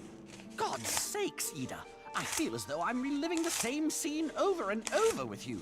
How many times do you need to be told that white auracite cannot store ether for long periods? Being intangible matter, ether is given to dispersion. Only in its crystallized form is it a stable source of energy. I will test you later on this, so see to it you do not forget. Right, yes. It's all coming back to me. So our hopes rest on good old crystals again, do they? While they are certainly reliable, they leave something to be desired in the area of portability. Indeed. I am reminded of the quantity of corrupted crystals required to thwart Leviathan, and the extraordinary lengths to which the Lamentsons went to transport them. What if it should prove that a similar quantity was needed to destroy an Ascian soul? Or still more? I do not envy the poor sod who has to lug all of that around, on the off chance that an Ascian appears. That's the very problem we set out to solve. And I reckon we've found the answer. If it isn't practical to lug around the ether we need, we'll just have to draw upon another source. And the only viable source is the land. If you mean to tap the Great River of Ether, know that it will entail considerable risk. Meddling with the currents may well induce a surge like to the one which despoiled It's not Mordona. doing what it needs to be doing. Give me a bit more credit, will you? Why would we need to tap the river when there are veritable reservoirs jutting out all over the land? Aye, I speak of corrupted crystals. It might be that their aspect is out of balance, but a crystal's a crystal. It contains ether, and we can help ourselves to it. While corrupted crystals are indeed abundant, there is no guarantee that they will be in close proximity at a crucial moment. But what if we don't need them to be? What if we could tap their power from afar? A malm away, say? If we could do that, we'd have ready access to ether aplenty in almost every corner of Eorzea.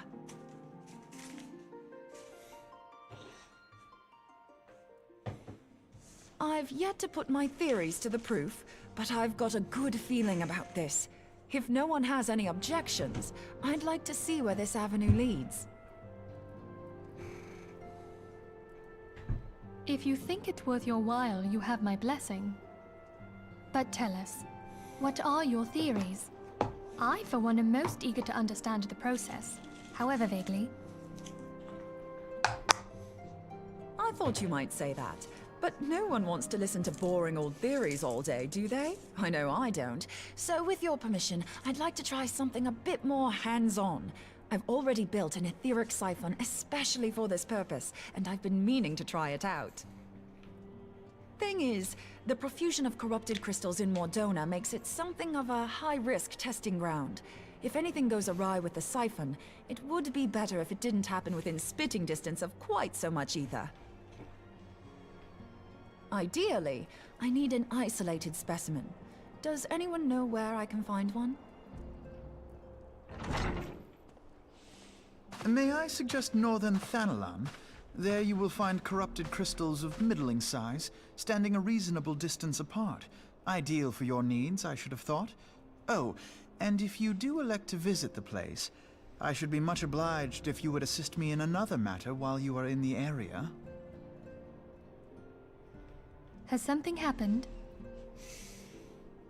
Movement has been observed at Castrum Meridianum. During Operation Archon, the Alliance dealt the stronghold a heavy blow. Its facilities were extensively damaged, and its garrison reduced to a fraction of its former strength. Not long after our forces withdrew, however, their ranks were replenished by reinforcements from Castrum's sentry. They now seek to rebuild, and to this end they have their sights set upon the ceruleum processing plant. Having lost the Empire's support, the 14th Legion lacks the resources to sustain itself. To them, this is a bid for survival, and they will doubtless fight like desperate men.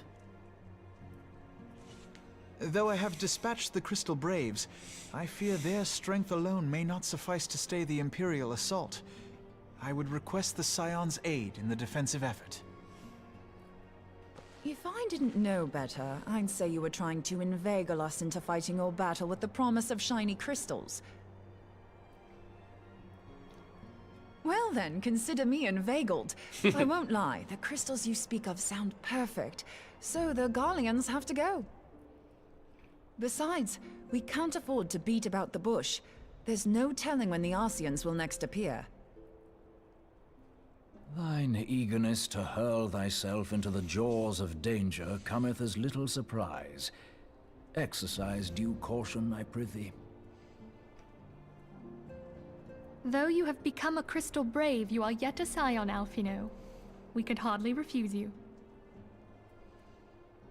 Pray, join the Crystal Braves and lend them your support. Thangred and Papalimo shall accompany you.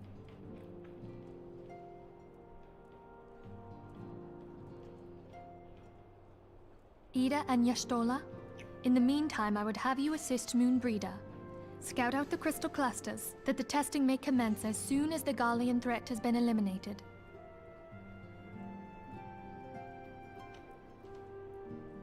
If it please you, I shall continue mine own experiments on white orosite. Thank you, Arianger. Everyone, pray see to your preparations and depart as soon as you are able. Go well, and be safe.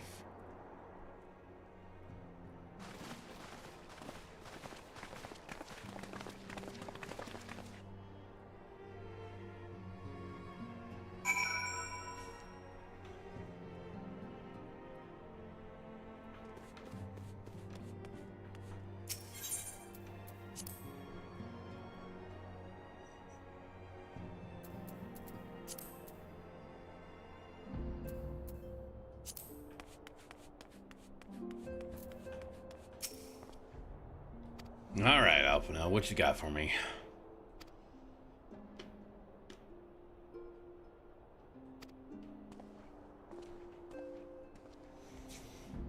Oh, cutscene time.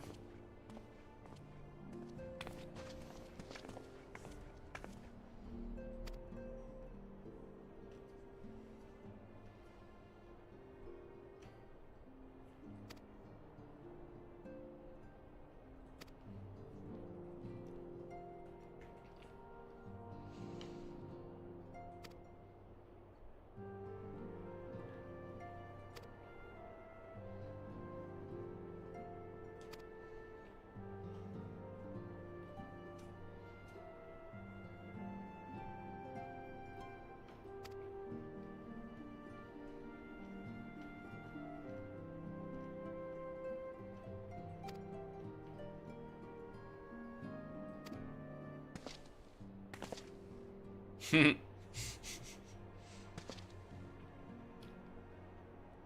don't know if I can ever play a Rugadin.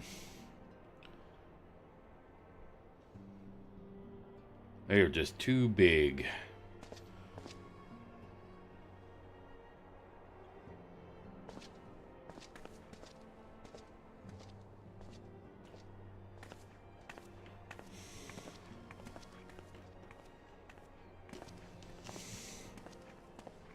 Too big.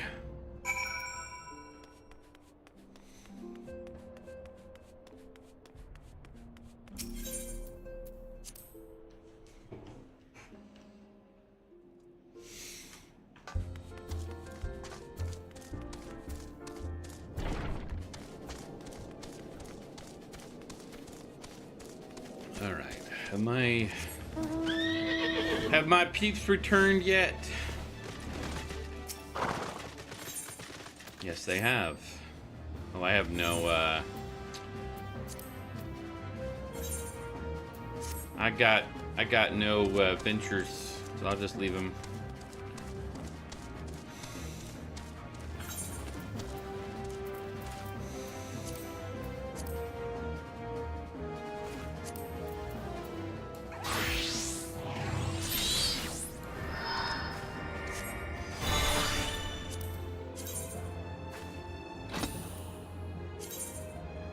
Q is CPS, so I'll just continue the MSQ.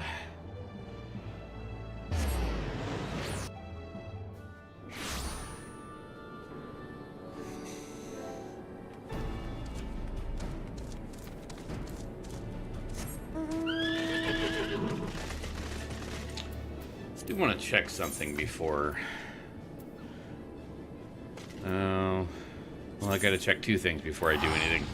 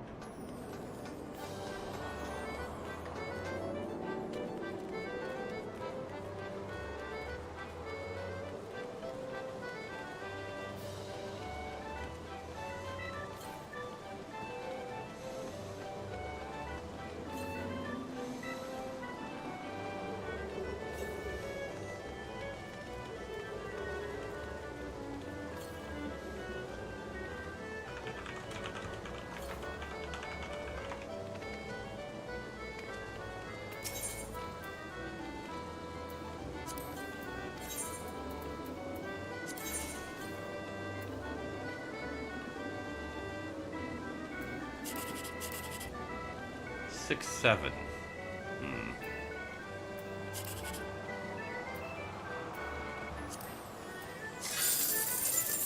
Nice.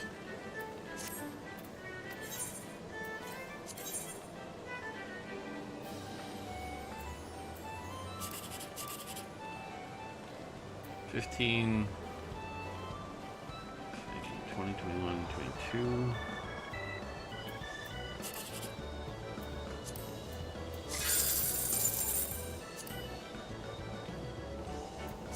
One more.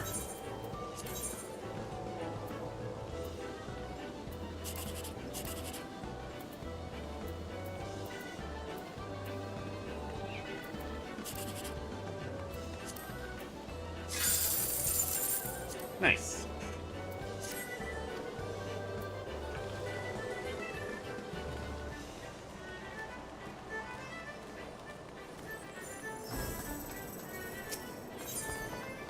Oh. Let me empty my inventory a little bit with my used cards.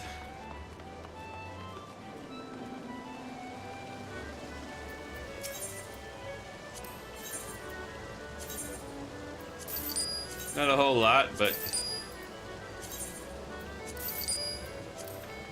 I don't need to be carrying them.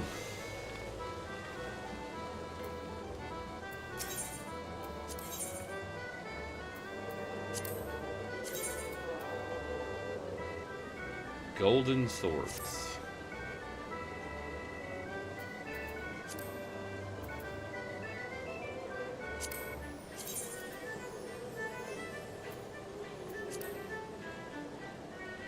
Yeah, not the wolf head I was looking for.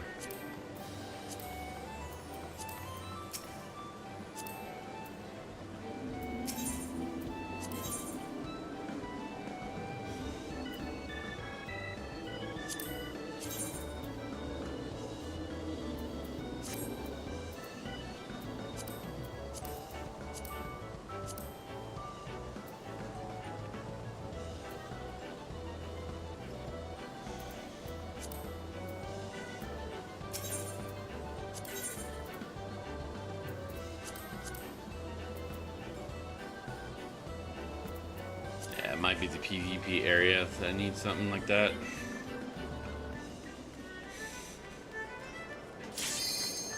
Oh, look.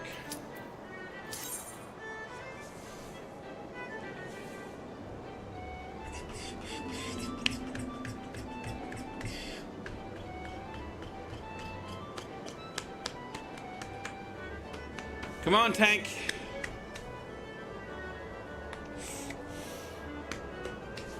There you go, tank.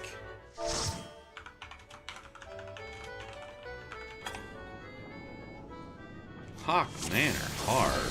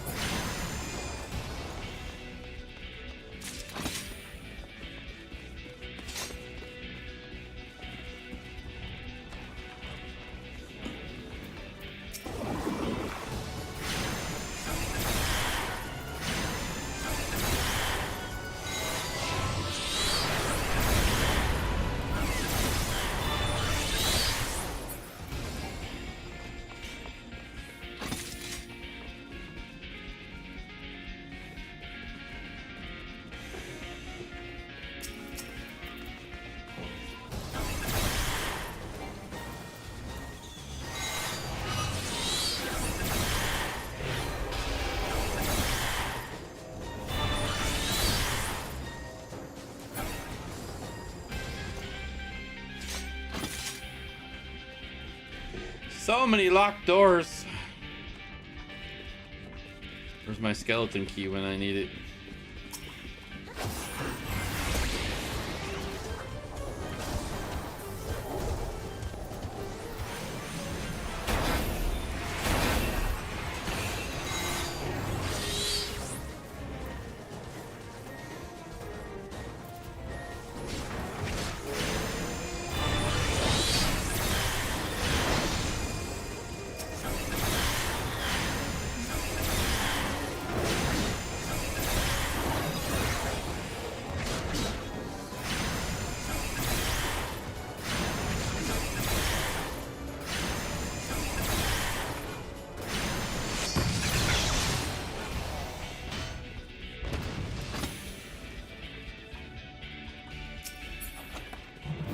Treasure!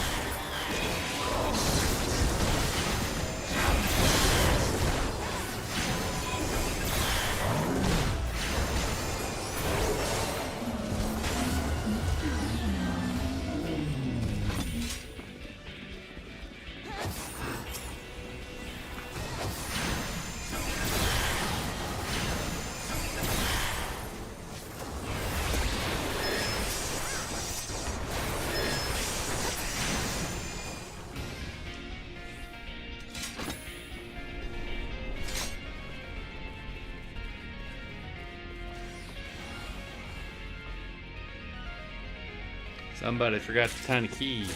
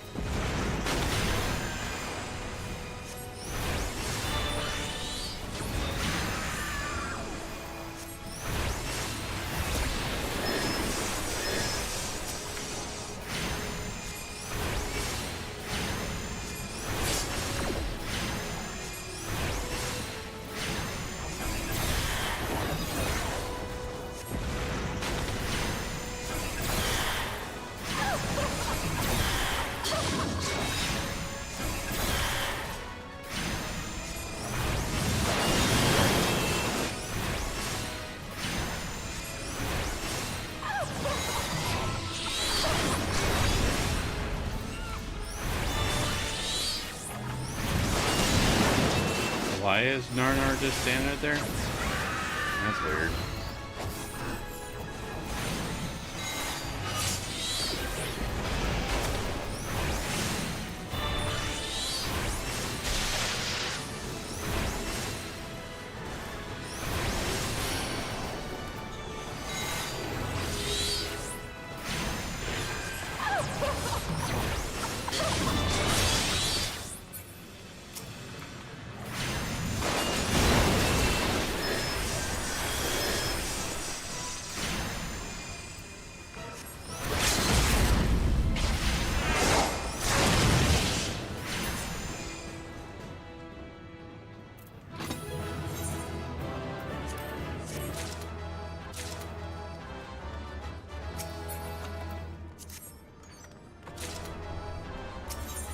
So much stuff.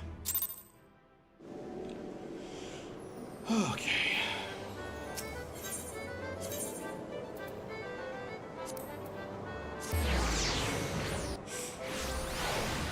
I think I already did this, but we'll see. Tonight at 7. And I should have already bought... I do believe I already bought all that.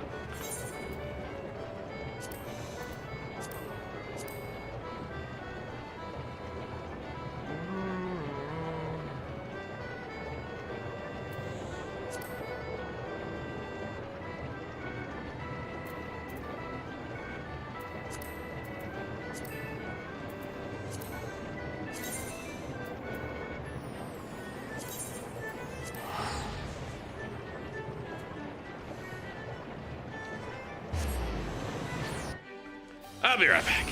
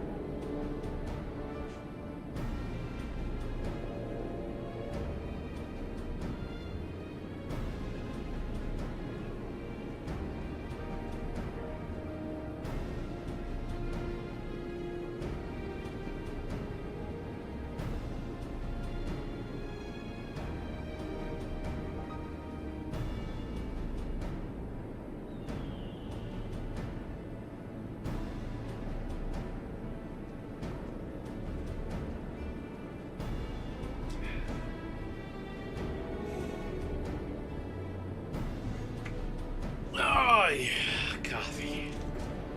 Good stuff. What do we got here?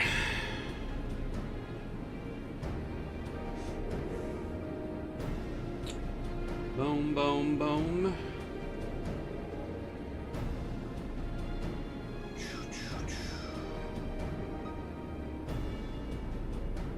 Not a whole lot happening.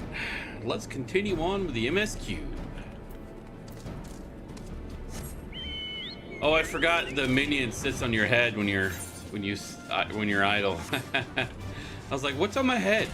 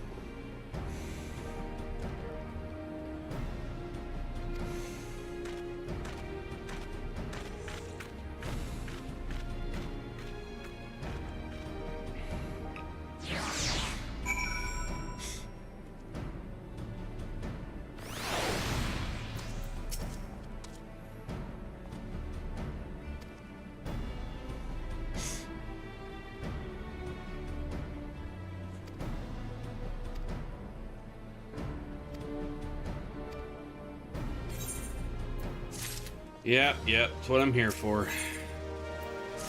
To do the scut work, I guess.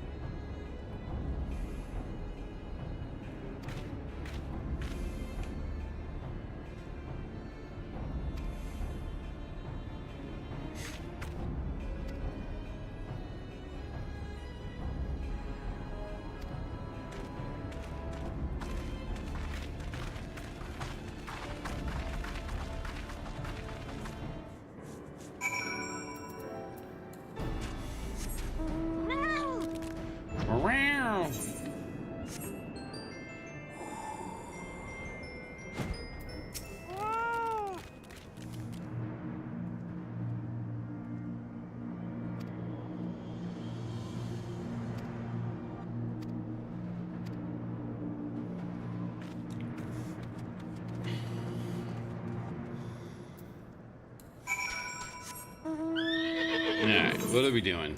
We're just going to places and destroying things.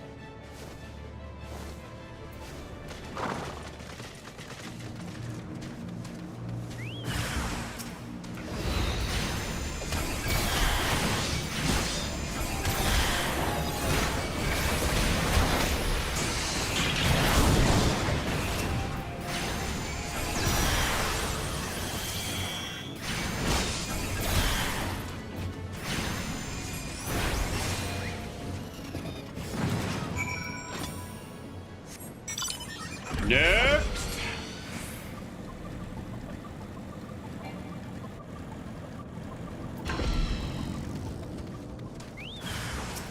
Looks like we're gonna get some earth sprites in this.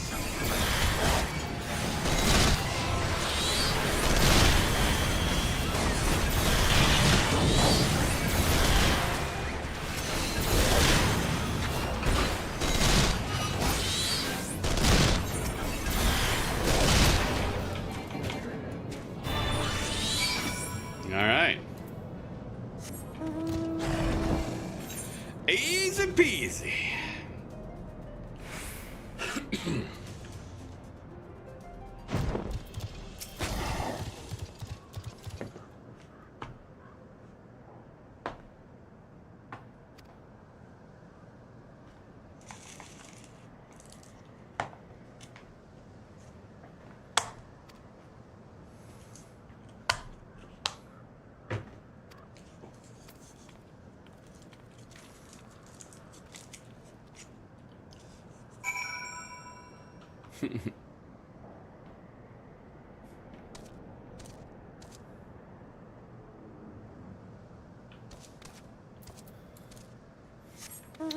I just read the Novice Network.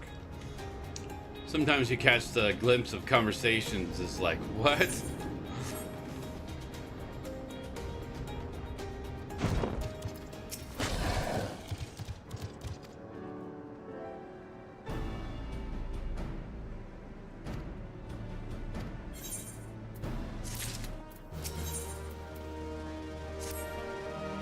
All right. Where are we? And then, all right, 2 more quests in patch 2.5.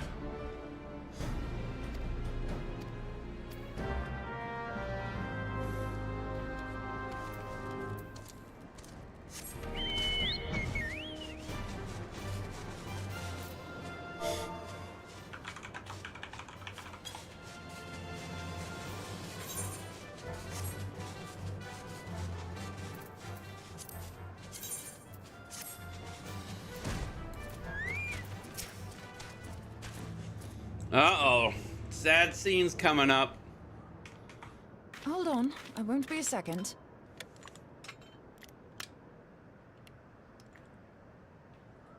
The beast seemed peckish, so I gave it a taste of my axe.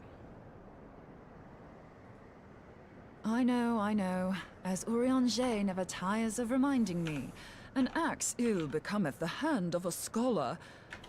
What can I say? I like axes. To hear my mother tell it, I came into this world holding one. And it's not him and my excruciatingly stiff childhood friend. Considering how unalike we are, it's a wonder we ever got on. Aye, that ought to do it.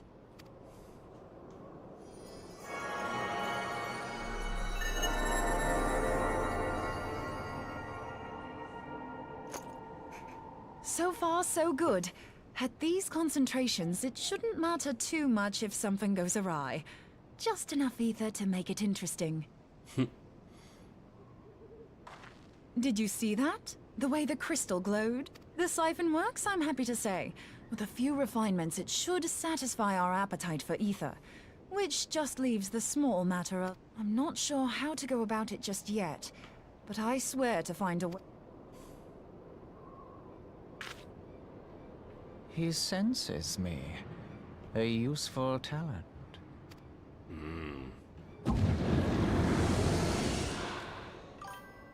Hanassian, are they onto us? Nice. It's good to take a walk.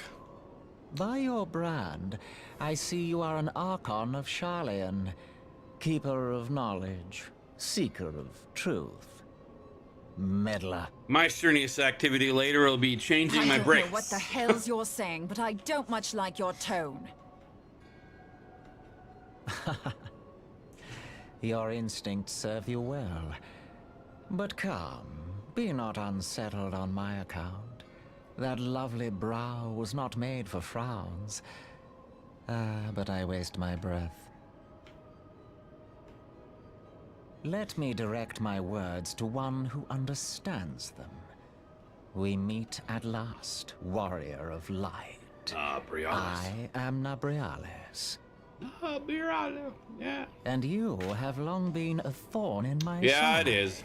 I meant to do it I yesterday, suffered the overweening presence but I of came home and I Lahabril just that men might I host crashed. the power of gods. Took a good Only 2-hour for nap, you to and then I woke undo up and I was my still too hard freaking work. tired.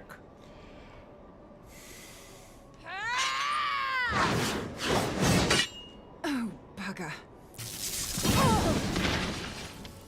Do settle down. You must concede that I acted in self-defense. I was even going to try to stream yesterday, but man. I do not sense the blessing of light. Oh dear. Could it be that frail Hydaelyn has forgotten? Shorn of light as you are, you are no longer a threat. And better yet, the seal is broken. Now is the time to claim the staff. With it in my grasp, I shall rise above them all and take my place at Lord Zodiac's right hand.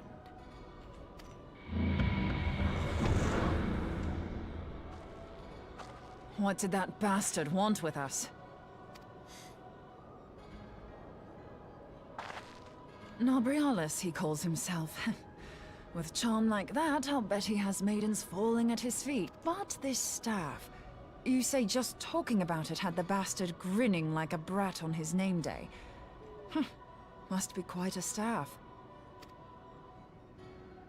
Oh, gods. He means Tupsimati, Master Louis Soir's staff.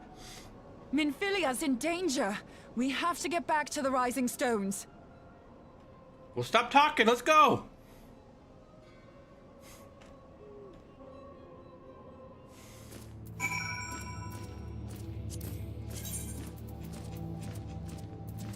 It's like, rush, run, run, run.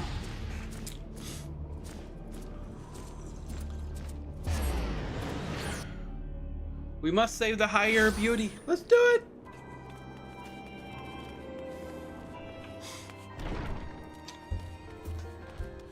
Mids Garzamora is just sitting on my head.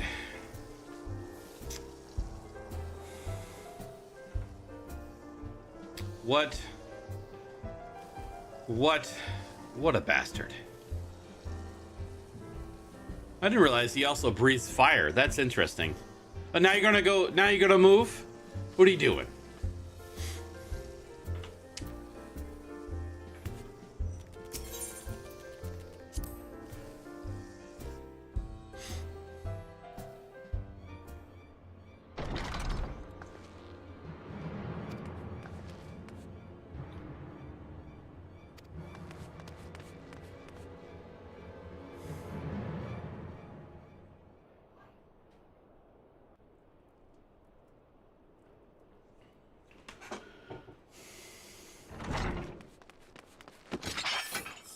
You two.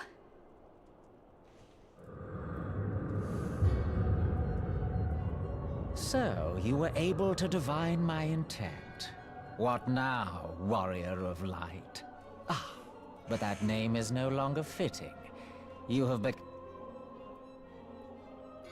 What do you mean? You truly do not know? Then I suppose it is only right that I enlighten you. The blessing of light kept you and your fellow meddlers safe. It was that which prevented my kind from entering your domain. My kind, I say, though it had no power over the likes of Elidibus and La Habrea. Being of this world, they could come and go as they please, while I could only look on. But I need look no longer. Now that the seal is gone, I mean to act. Unlike the others, I am not given to waiting. I shall take that staff and bring about the next rejoining. Rejoining? Then it was your doing. The Isle of Val, the scholars, all of it.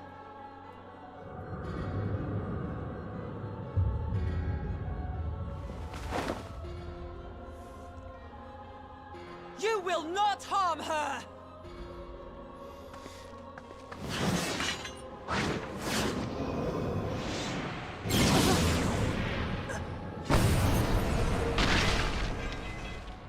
Moonbreeder! Why must you insist on forcing my hand? Did you learn nothing from our last meeting? Ah, but I forget. My words fall upon deaf ears. The staff is but a broken relic, a memorial to the departed.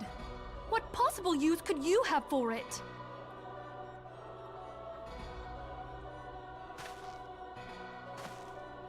What use? You mean to say that all this time you kept the key, never knowing what it was you possessed? The staff Tupsimati, or rather the stone tablet it bears, is host to a great power. Together with the horn, it can be used to draw vast quantities of ether from its bearer's surroundings. Just like a villain. How Explaining else his do you think plans. Louis Soir was able to invoke the power of the 12 without making them an offering of crystals? Summoning requires not only prayer, but a profusion of ether. Even a child knows that. If I did not know before, you may be certain I do now. But above all, I know that we cannot allow this staff to fall into your hands. I will die before I let you take it. Insufferable woman. I would happily end your miserable life here and now. Alas, Elidibus would never let me hear the end of it. Very well. If you will not part with the staff, I will take you too.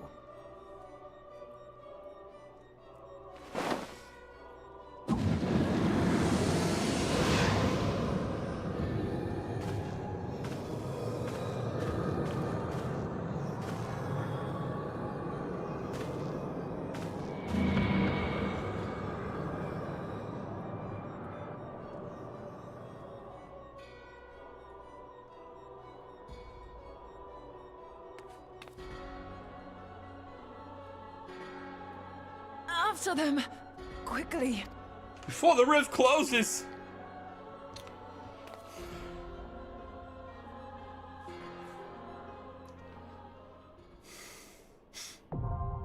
The Chrysalis.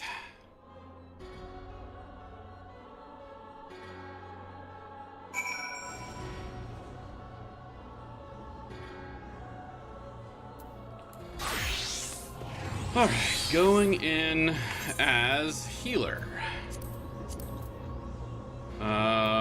What was it? Under... Is it under dungeon? Ah. It's under trials. Wow. Going in as healer and it doesn't make it immediate? What is going on with the world?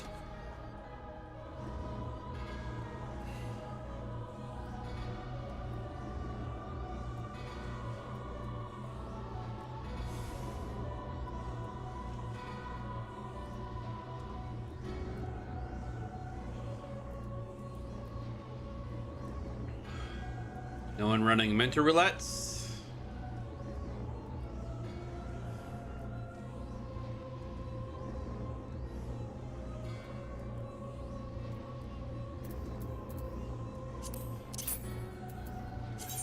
Well then, I guess I'll go do some stuff while I'm waiting.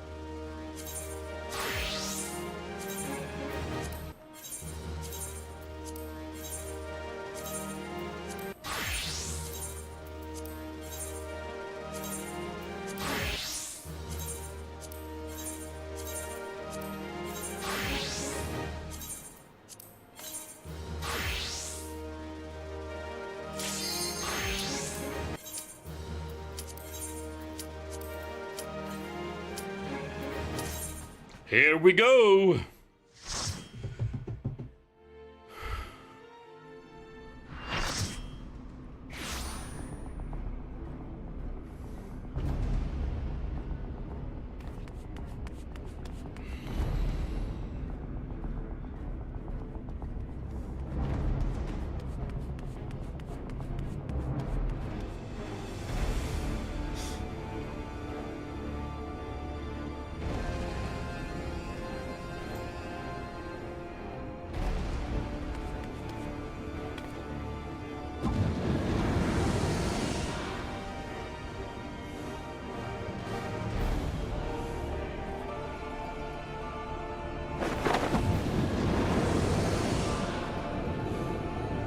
Oh, fancy mask. Fancy!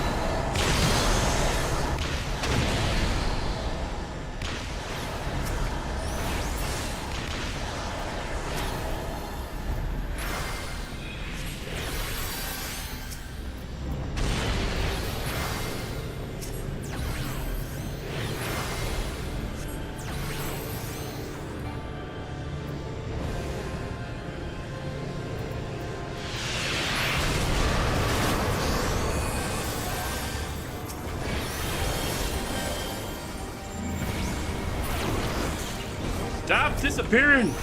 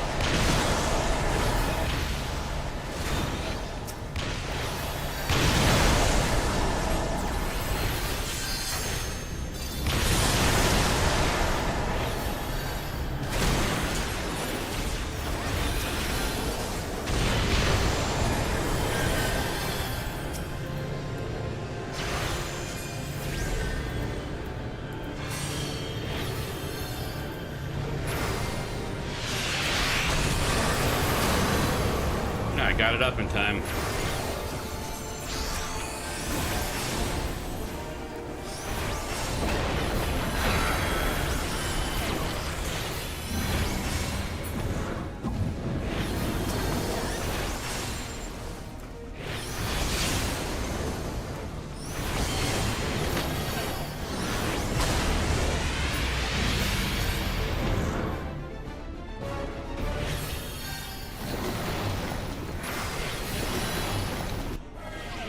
I tried.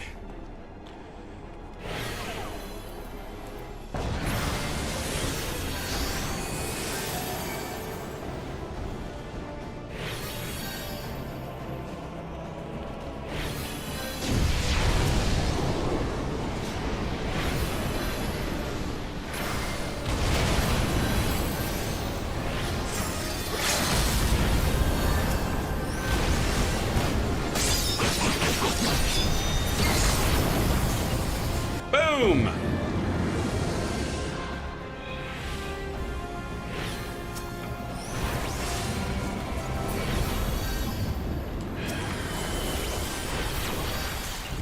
Stop being a little biatch!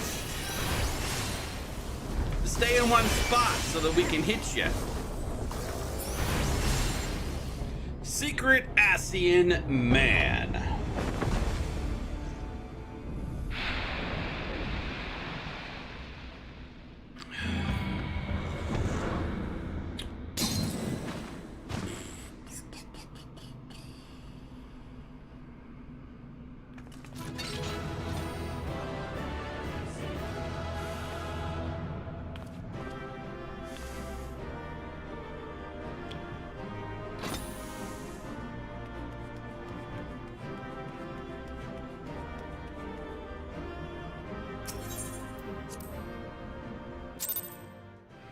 And another one bites the dust.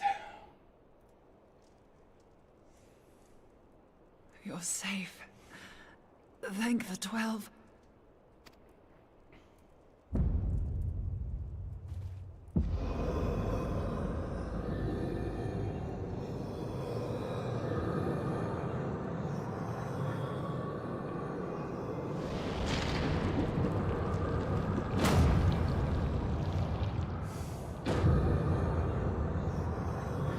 You may have bested me this day, but what of the next? What of all the days to come?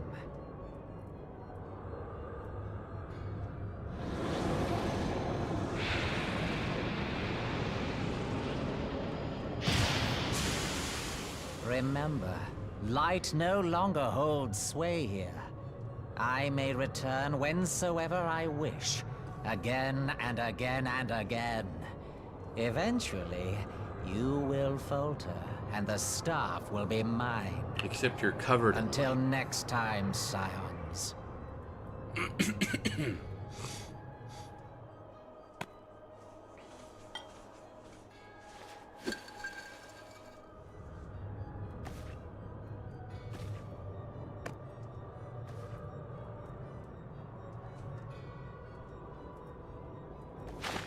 There will be no next time. This is the end.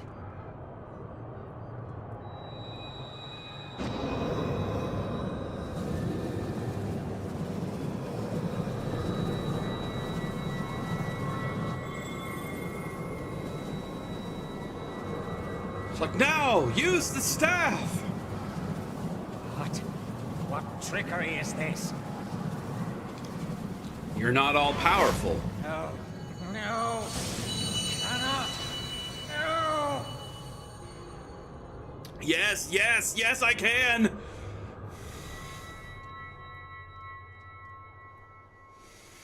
Use Tube Samati to gather ether. Quickly, before he breaks free!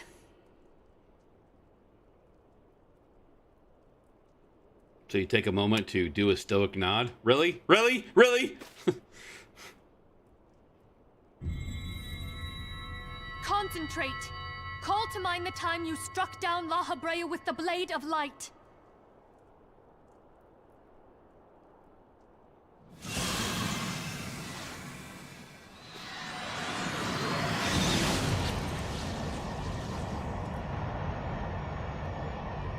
Why won't it work? Is it because we lack the blessing of light? Damn it. So much ether. And it still isn't enough. Fools! No mortal prison can contain me! I shall make you pay for your insolence!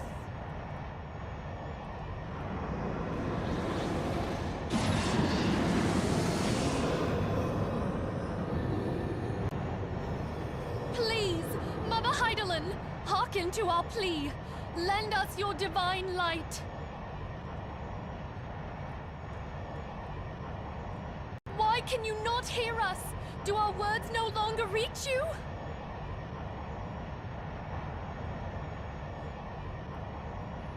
If only we had a bit more ether.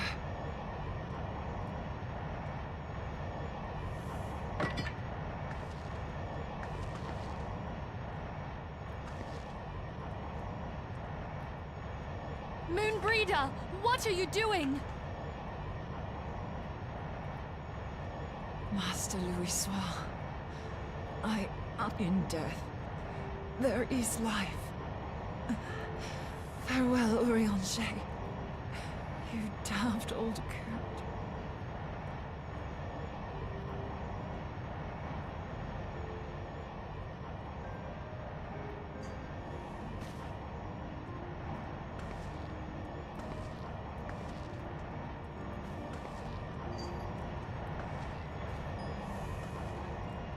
Moonbreeder, no! You mustn't! She will.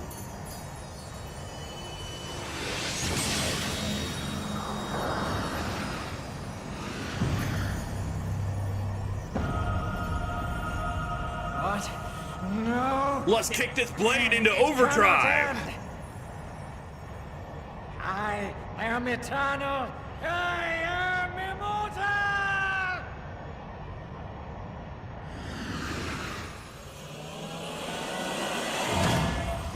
And another one bites the dust.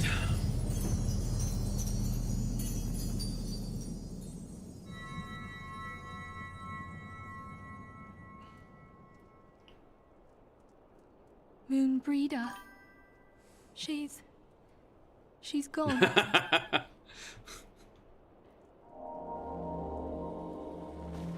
There's some nuggets in this MSQ, let me tell you.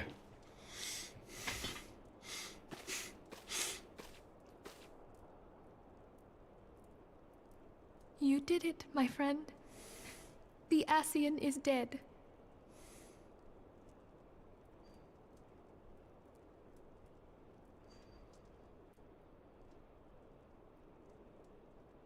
This device is a legacy of Moonbreeder's toils and sacrifice. I shall hold on to it for safekeeping. Minfilia, are you all right? I am. Oh, we were surveying northern Thanalan when we received the distress call. We returned as swiftly as we were able. It seems you have everything in hand, however. Huh. What happened here? Where is Moonbreeder?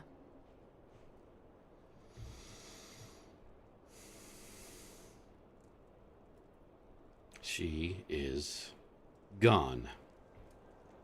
She gave her life to temper the Blade of Light. I have no words. Rather than await the inevitable, she took her fate into her own hands. Does Urianger know?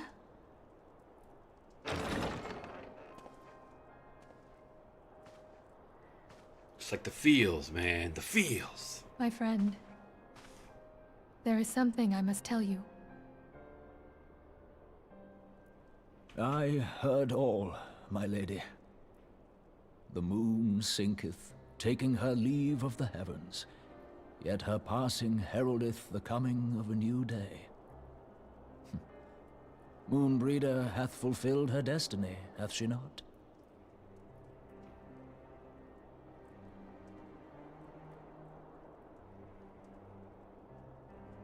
Long ago, far across the seas in the Charlayan motherland, Moonbreeder and I did study under the sage tutelage of Master Louis. Full oft did he impress upon us that knowledge existeth to serve the greater good. This sentiment, however, was contrary to the nation's policy of neutrality, which censured intercedence in the affairs of foreign lands. In spite of vehement opposition, he founded the Circle of Knowing, and journeyed hitherto the heart of Eorzea. Through his noble sacrifice, was the realm spared its doom. Yet this great soul, whom all should rightly have honored, was branded a pariah in his own land. His peers did accuse him of forsaking his duty as a man of learning, and of meddling in the course of history. When he left Charlayan behind, Master Louisoix gave no word to signal his intent to Moonbreeder. Close as they were, as master and disciple, she was deeply wounded by the sudden exclusion from his confidence. Above all, however, she was confused. Try as she might, she could ill comprehend her master's motive. The slanders that were heaped upon him after his passing served only to inflame the turmoil within her. For years upon end, she knew not what to believe. Torn as she was twixt the man whom she revered and the man who forsook her and his duty both. The Louisoix I knew would never forsake his duty, much less one of his own. This I know full well, my lady. 'Twas not for want of love that Master Louisoix hid his intent. He but desired that Moonbreeder discover her own path, free of the shadow of his influence. Long did I contemplate revealing the truth to her, and long did I hold my peace. After all, was it not Master Louisoix's wish that she come to the truth unaided? I told myself it was, and resolved to let her suffer. Knowingly did I deny my friend the comfort she craved. And now she hath gone to her rest, with doubt still in her heart.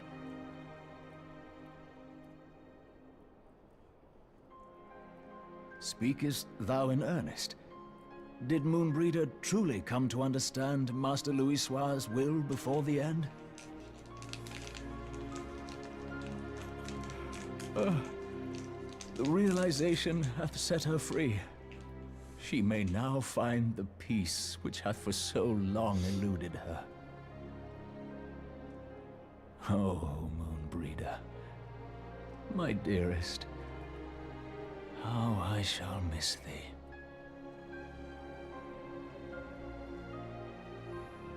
Moonbreeder gave her life that we might possess the means to defeat the Ascians. Her sacrifice must not be in vain. Let us continue her work on the Blade of Ether and see it to completion. My lady, I would mourn Moonbreeder in mine own way. I beg your permission to return to the Waking Sands. Of course, my friend. Take all the time you require. We shall be here should you have need of us.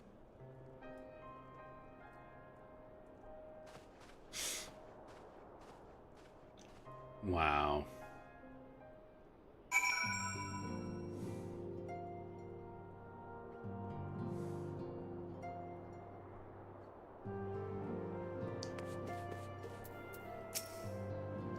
Just wow.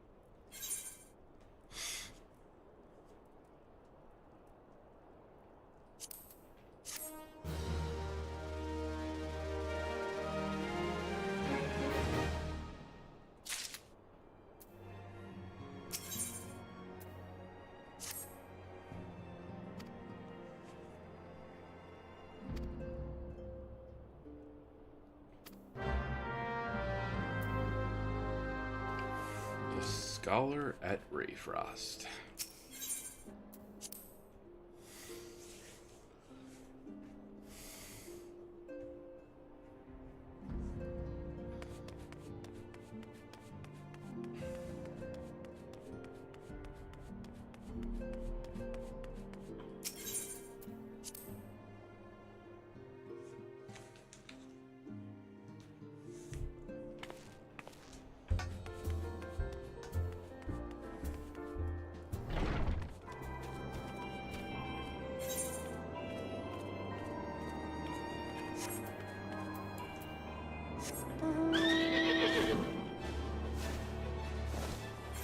fly.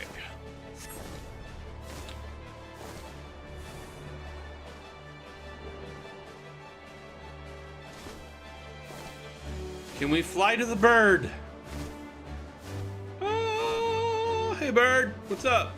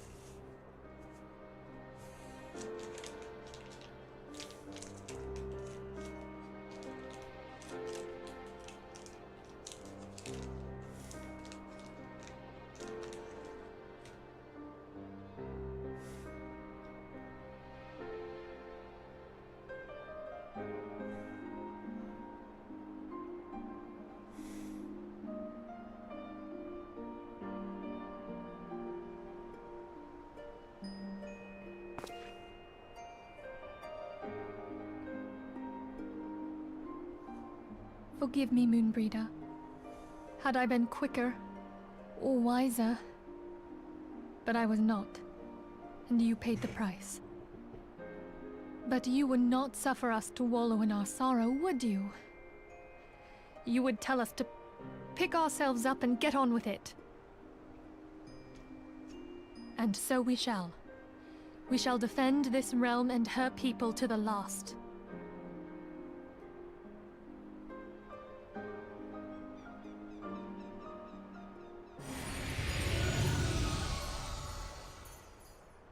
Life for death, a fair exchange. Other bargains will be struck.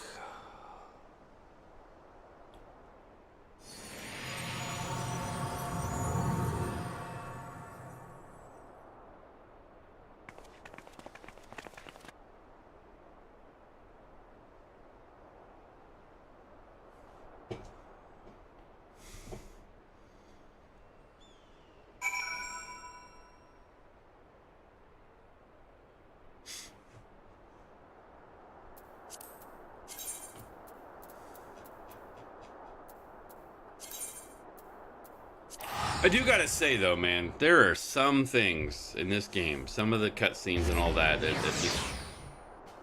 they hit hard,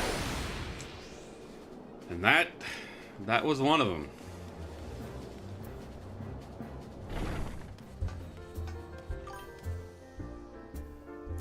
I know there's gonna be even bigger ones as I go along.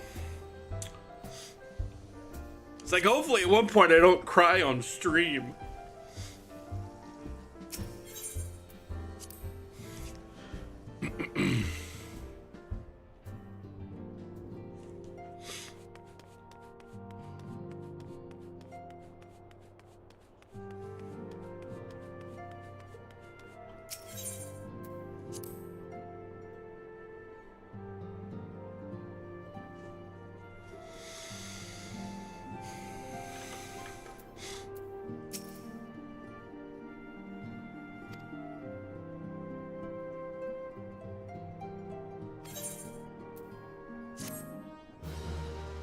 And that, I believe, is 2.5.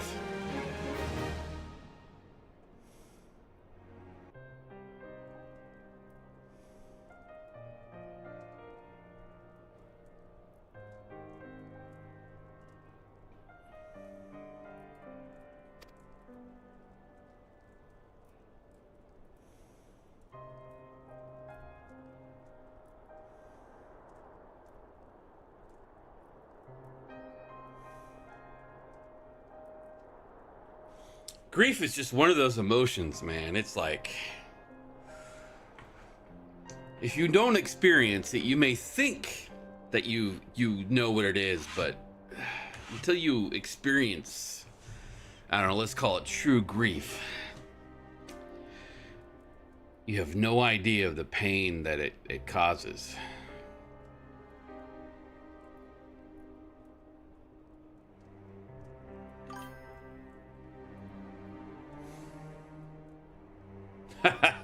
I don't think I actually cried, so I don't know if I wiped my eye. It may be at one point that I will, but...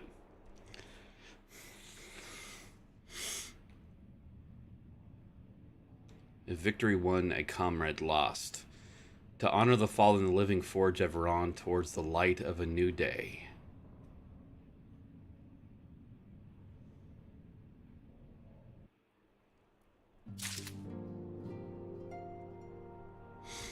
Yeah, isn't that the...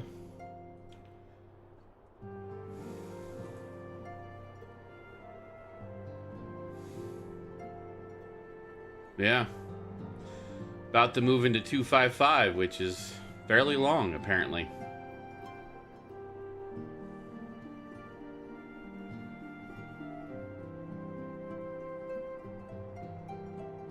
Okay, well, we've already done the Crystal Tower. Apparently, at one point, it will block you if you haven't completed it.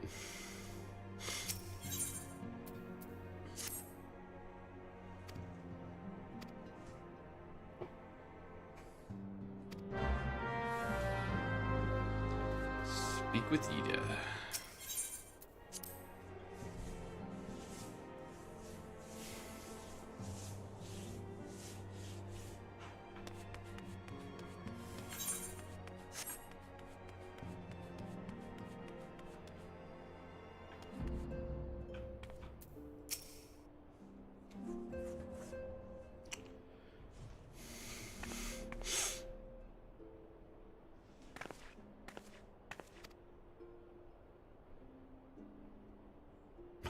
I was saying that sounded a bit fake there, Ida.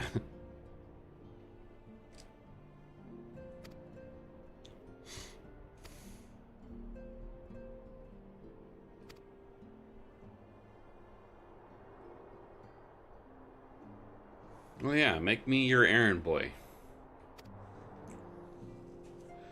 I'm the warrior of light. You make me go pick up your flowers? Psh. All right, I'll do it. It's okay.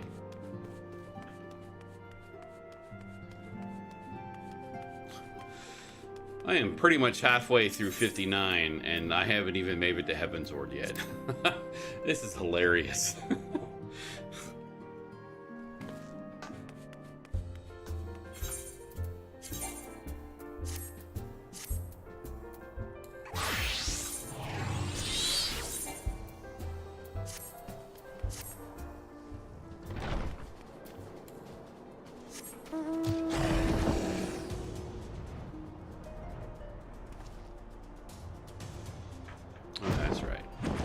To send my peeps out.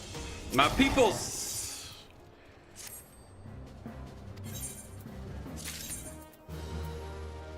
Wyvern spear, or wyvern. However you want to pronounce it.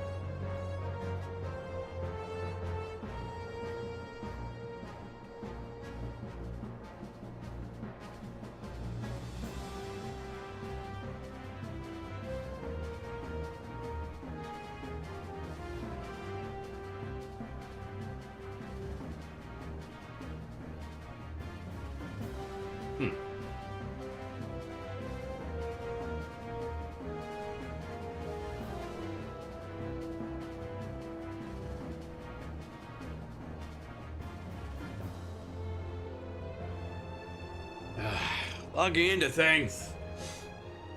Why you gotta make me do it?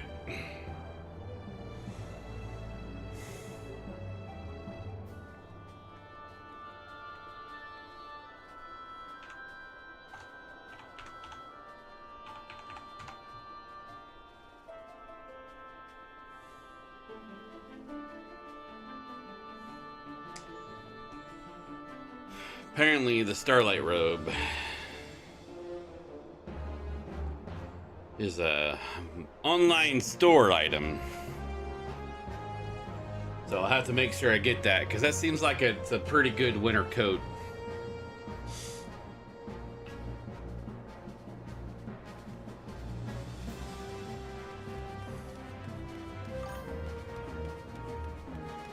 Yeah, I figure I might as well do a glamour for running through Heavensward.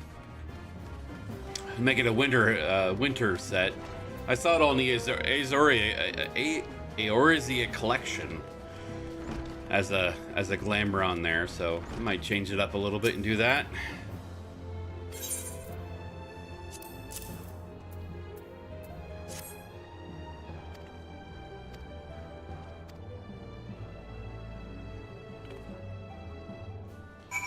Seems like all the items are also the ones that I see that they chose are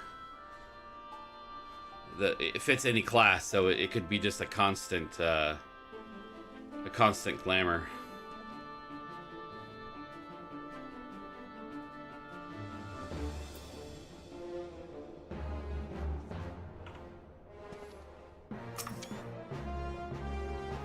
Why'd you look away?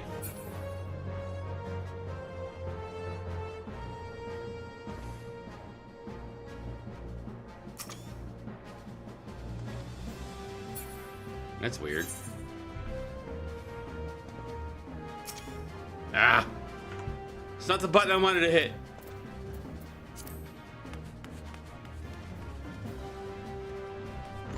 Come on, Migs, guard some more. Gotta go back to the Wraithfrost.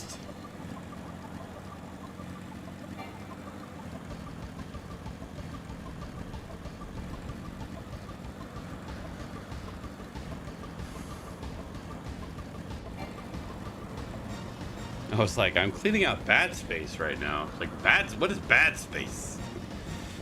But they meant bag. Are you holding space?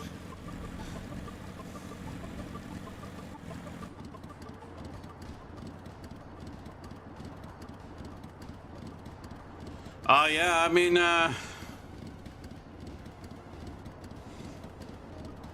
glamours are pretty good. And they've even upped the space in your glamour closet, so it's pretty good. You do know about the Eorzea collection site, right? Where the people put up their all their glamours that they have made, and it got also a list of what items they use on it. It's a good site if you haven't seen it.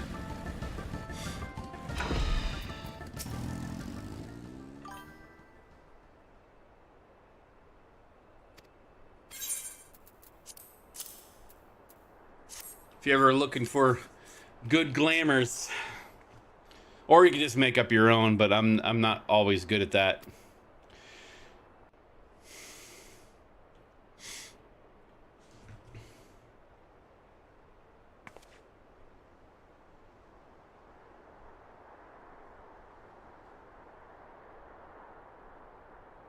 I'll never forget you, Moon. None of us will.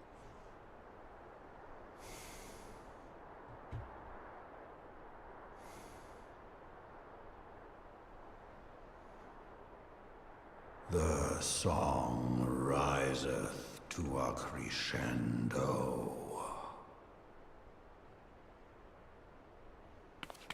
Yep, means war's coming.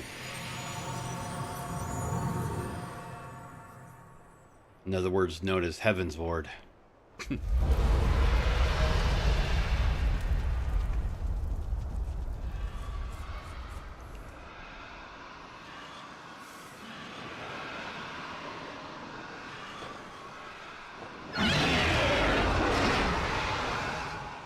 that what I think it is? If you think it's a bunch of dragons, yeah. That's exactly Hello. what it is. Can you hear me? We have received grave tidings from Ishgard. Pray return to the Rising Stones at once.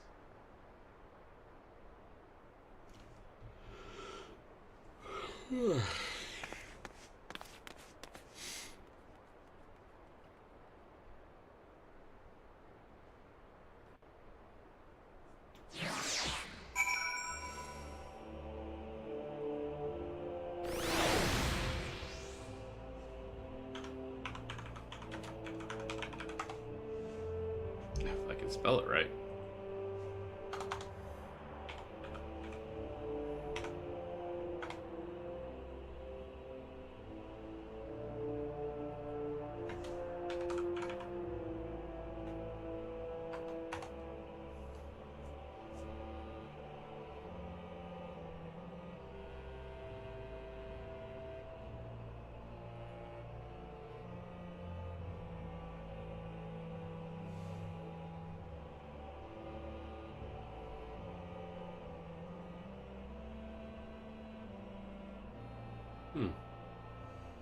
And that's a place I gotta use my NGP.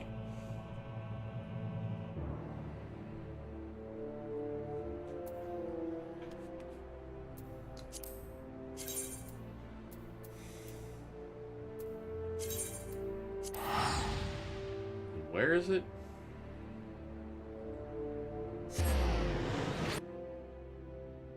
Gold saucer attendant.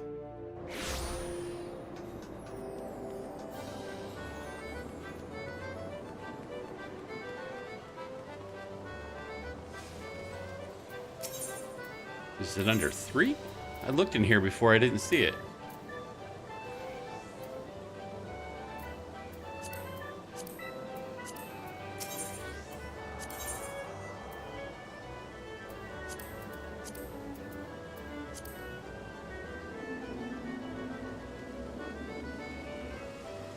Must be another one, I guess. What we got?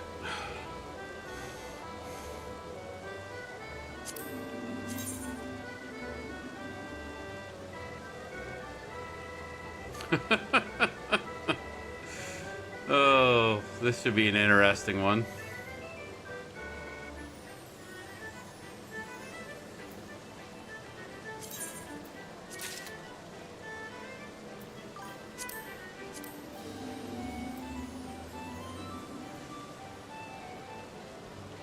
I don't know if I want to do that one.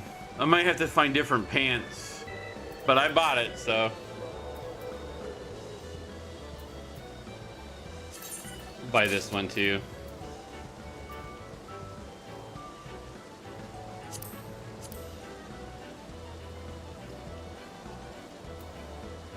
Yeah, why not use all main GP?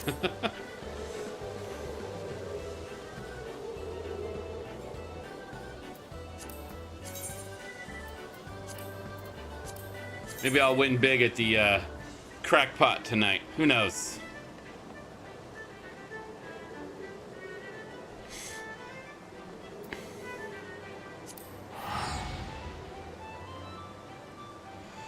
The last 2 weeks, I've been using ChatGPT to give me numbers for crackpot. And at least one of those weeks, I mean, haven't won completely, but I have gotten pretty good MGP from those numbers, so we'll see.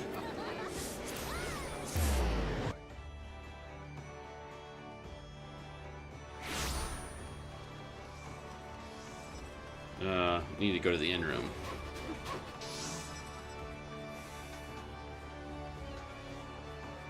There is a new set that I saw today. And it's in the new cosmic exploration area for the Cosmo credits or whatever it is. but it's the Star Captain set. I was like, I gotta work towards getting that as well, because that looks like a pretty good, cool set, the Star Captain set.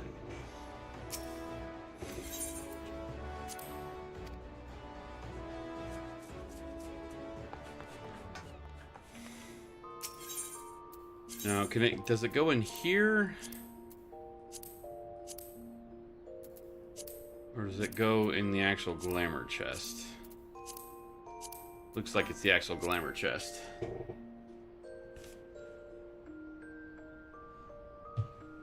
Yeah, I saw it in a dungeon this morning.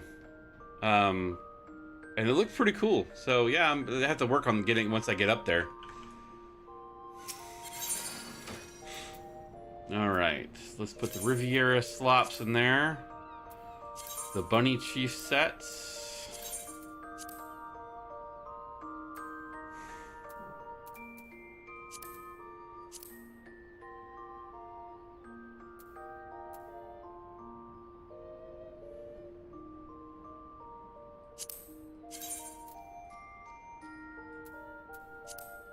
Ugh, I didn't want that. Might as well put that in there as well. We have way too many crafting stuff in my inventory that I have to clear out.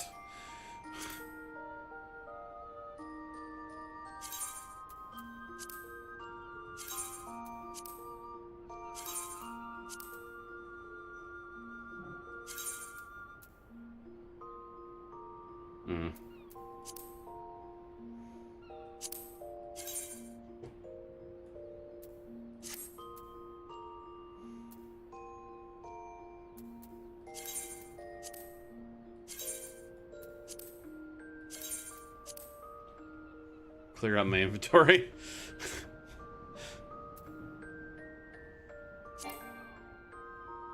Aw.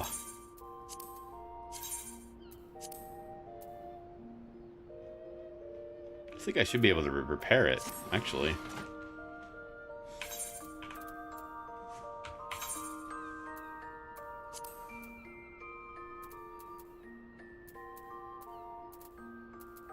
Alright, where is it?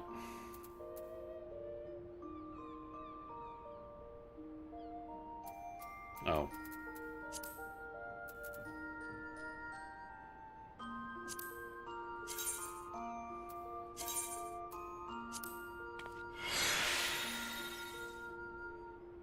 Interesting.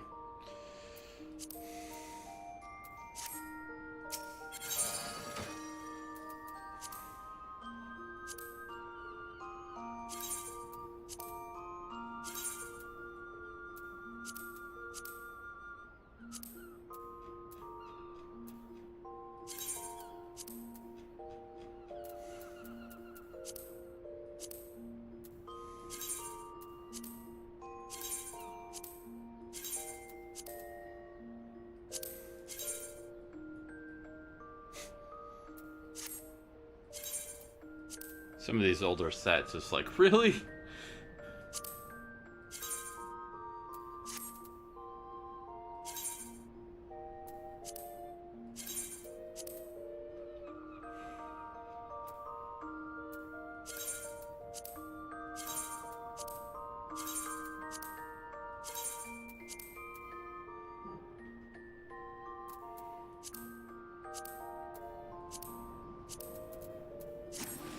All right.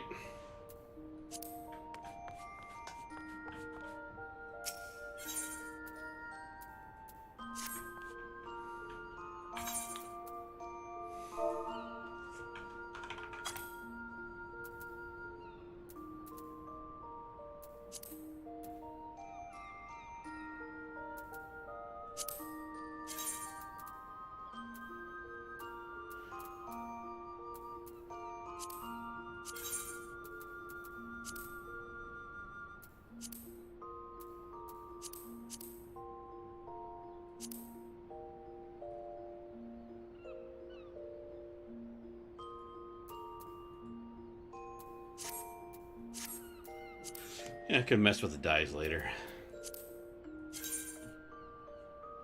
Alright, we need to go back to Mordona.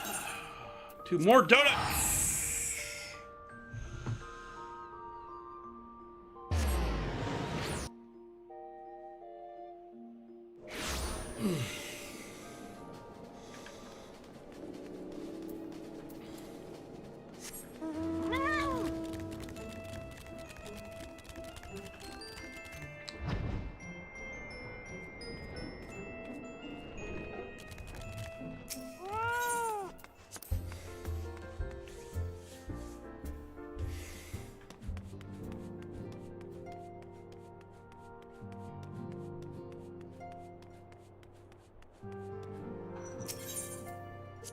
Hey, Willow.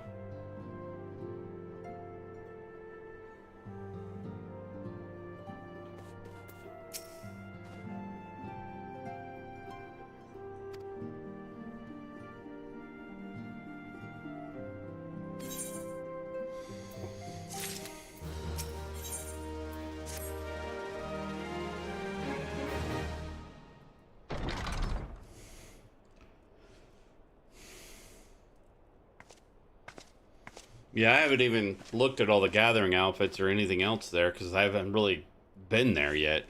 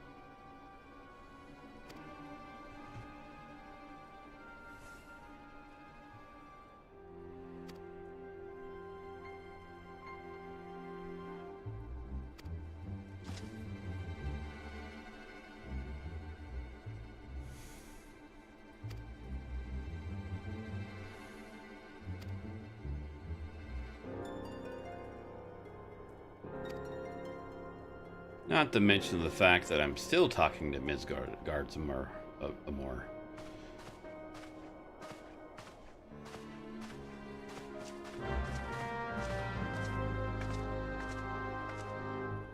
But we won't let you know that.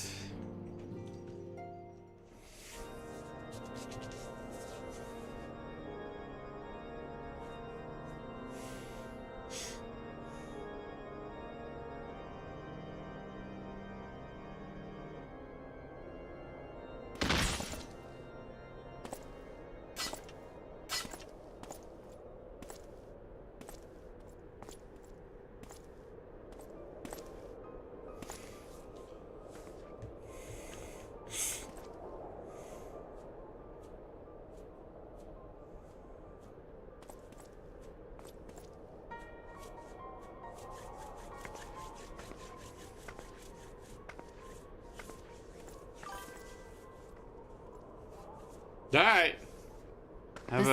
Have a good lunch or whatever. Misdeeds. Only then will the cycle be broken.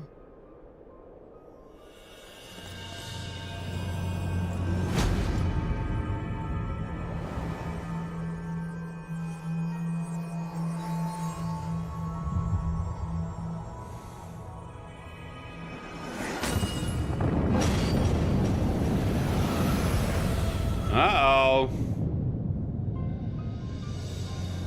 Shields are down. Brothers and sisters of the heavens, we raise our voices and join you in the chorus. The sinner's feeble magics are undone.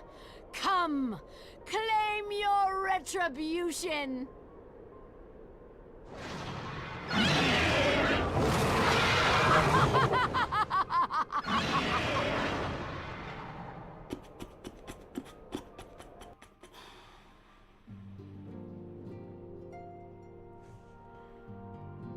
Just saw someone metallic ruby red.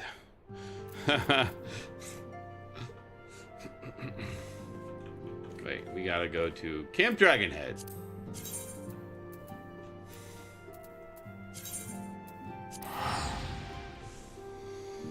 The game is afoot, Watson.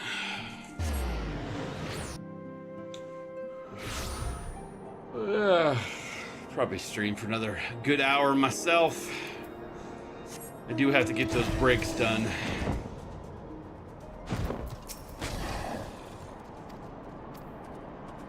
And it's still pretty cool outside. Hopefully it doesn't heat up too much in the next hour. Alright, where are we going now? Gates of Judgment, which are right there.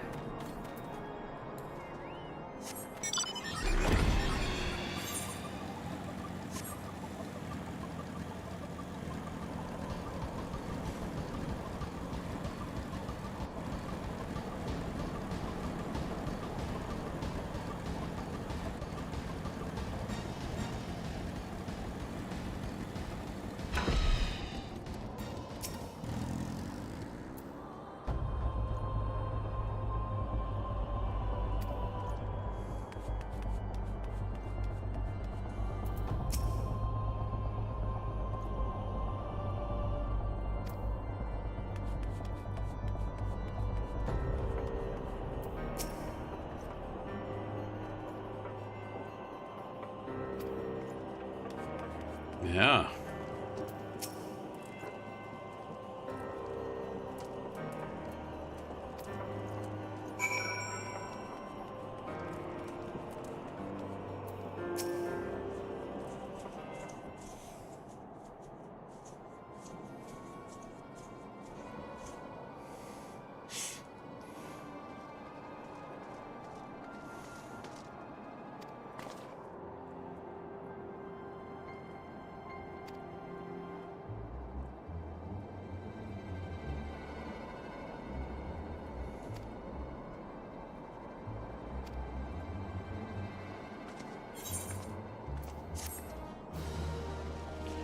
To Camp Dragonhead once again.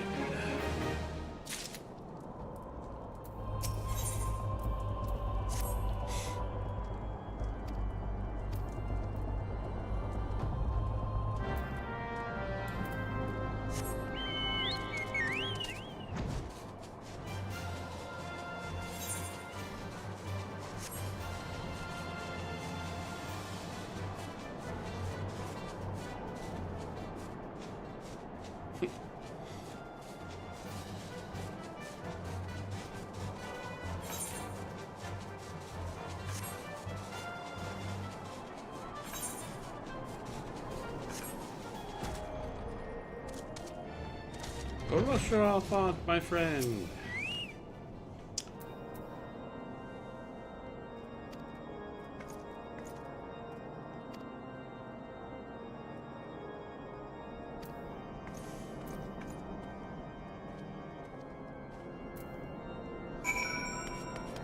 Coeli, fight west of. Wow. Okay. That is definitely a name.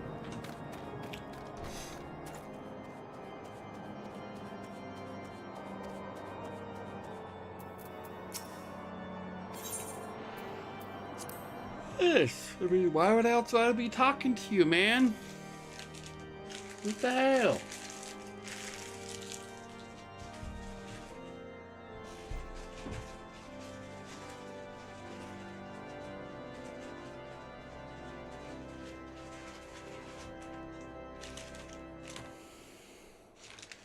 What the hell? You mean I can't jump on the table? What the hell?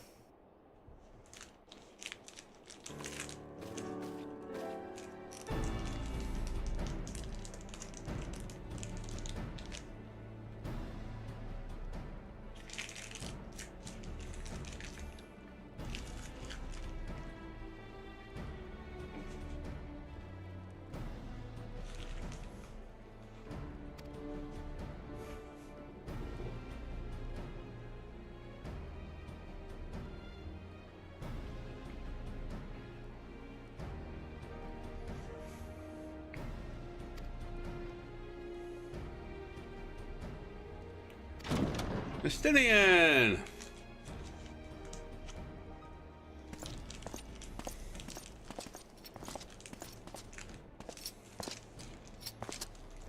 Yo, buddy, what's up?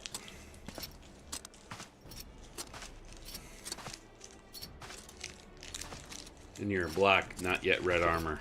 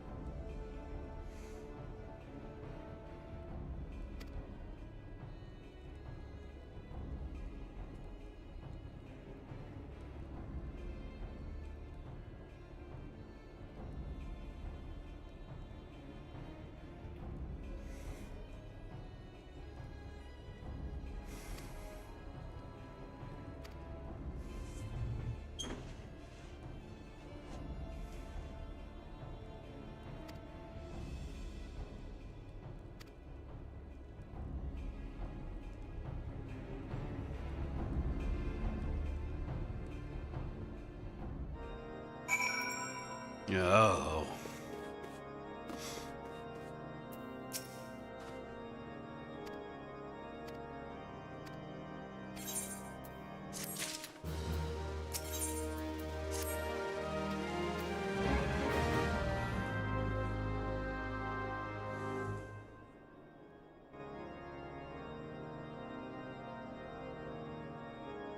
Man, I'm barely into 2.55.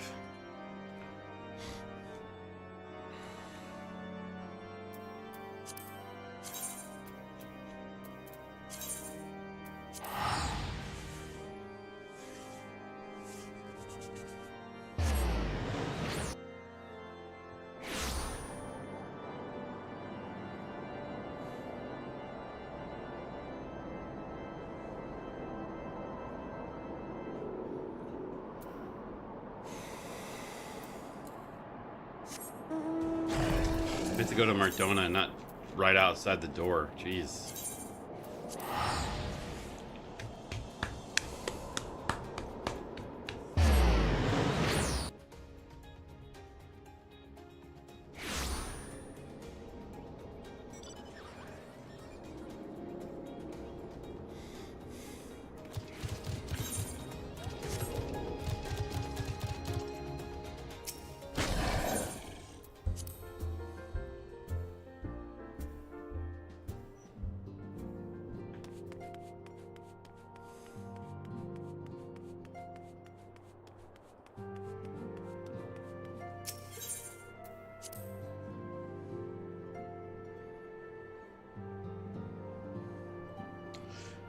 Yoavi Rare Y. Wow. Hope you had a good bite.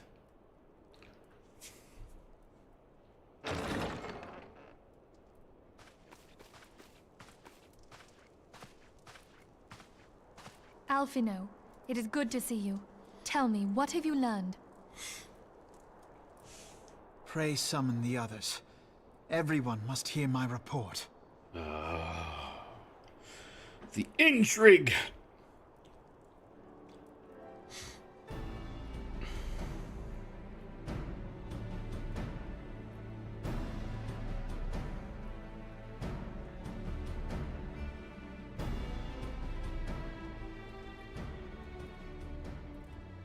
So this was all but a taste of what's to come.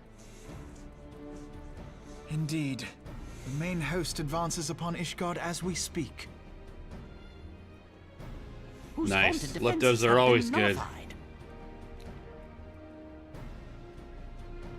Shorn of its wards, the city will bear the full force of Nidhogg's fury.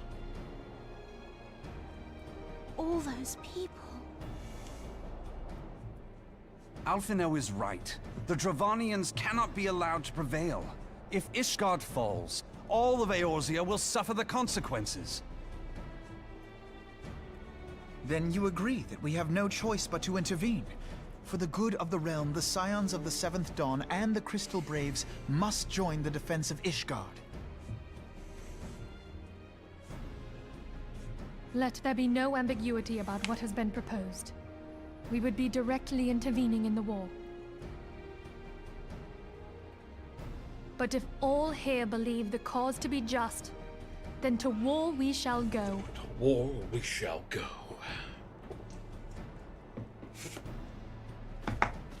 The path we now embark upon is perilous. But I pray you will walk with us to the end. Nope, I'm out of here. I need a For those we vacation. have lost. For those we can yet save.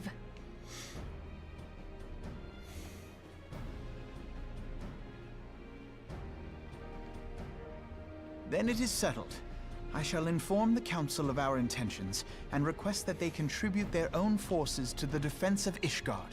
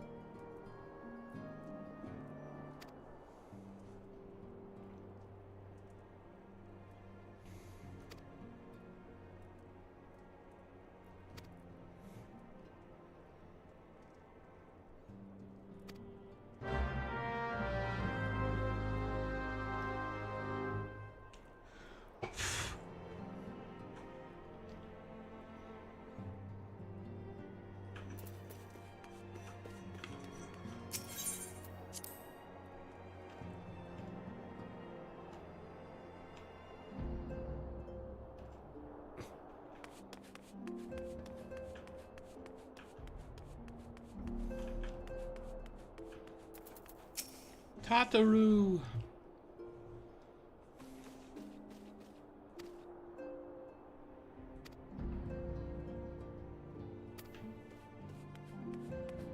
Yes, ma'am.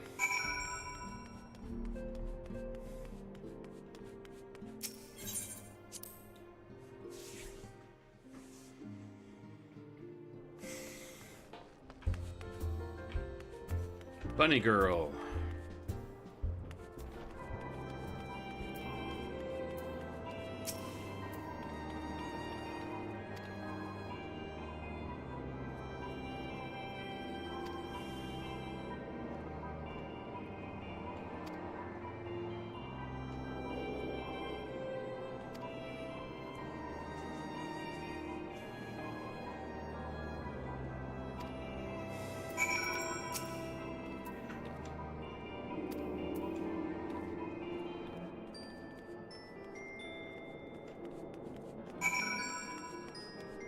Accomplished adventurer.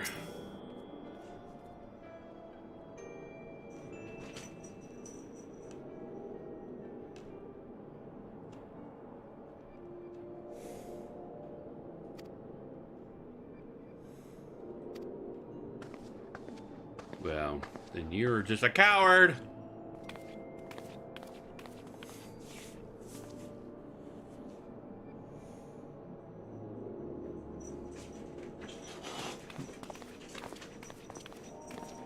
Sure about that, kitties?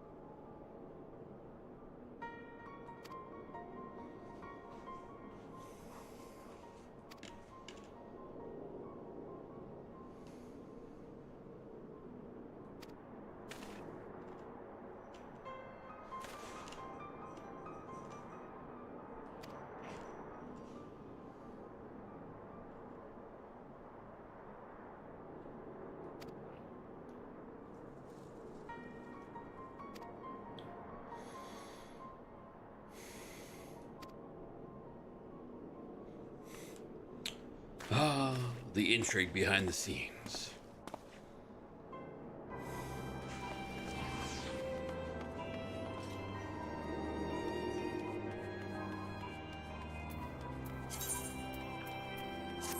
Oh, I might be able to buy another piece. What do we got? Leggings.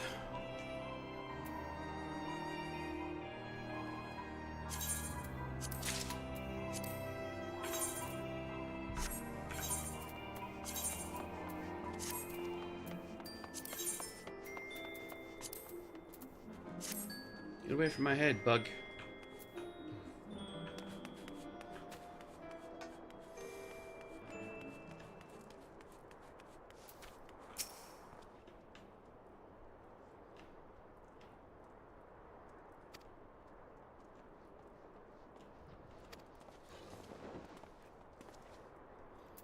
All you adventurers can only think about gold.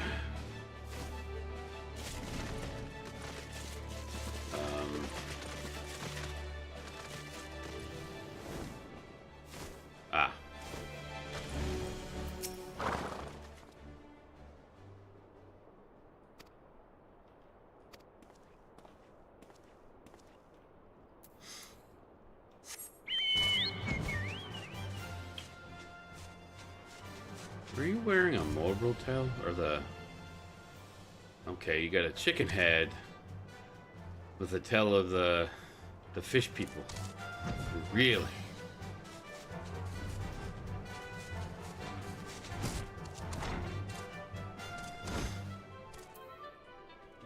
An angular adventurer.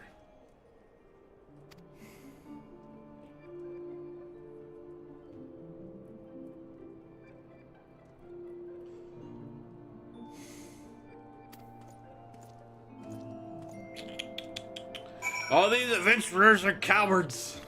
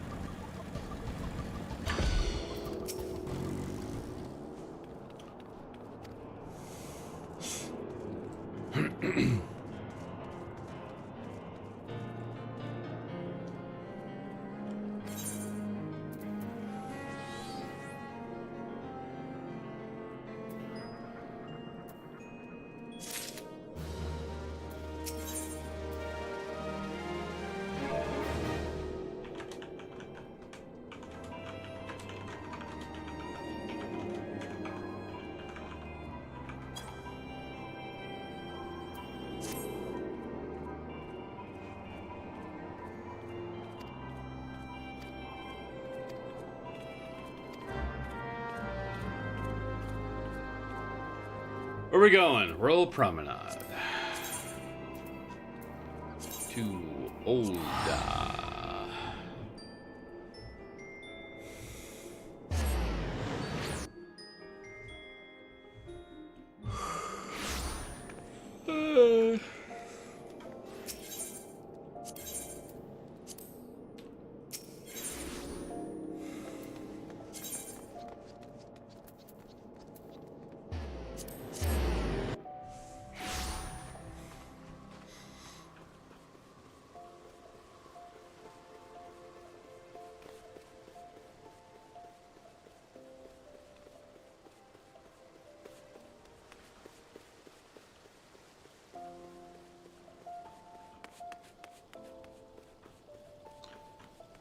Well, that's a nice touch. They actually thought about changing the sound. Nice.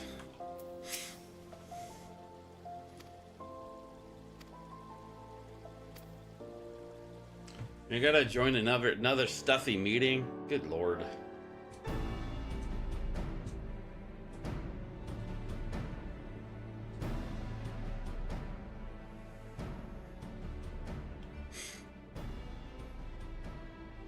We are well aware of Ishgard's dilemma, and we agree with your assessment.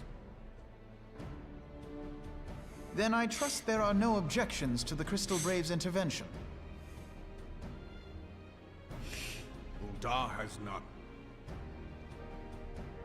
Gridania does not object. The Crystal Braves are yours to command, Alphino. Do what you will. We shall pray for your success. It was my hope that you would offer more substantial aid than prayer. I know it is within your means. Do not presume that you have knowledge of our every concern. The Garleans and the Beast Tribes are but two of many. We are not in a position to contribute greatly to the defense of Ishgard, not when our own homes are still under siege.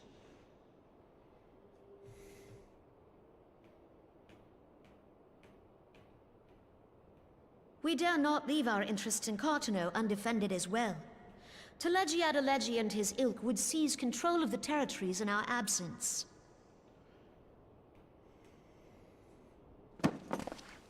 The enemy is at their gates, and you would cower behind yours?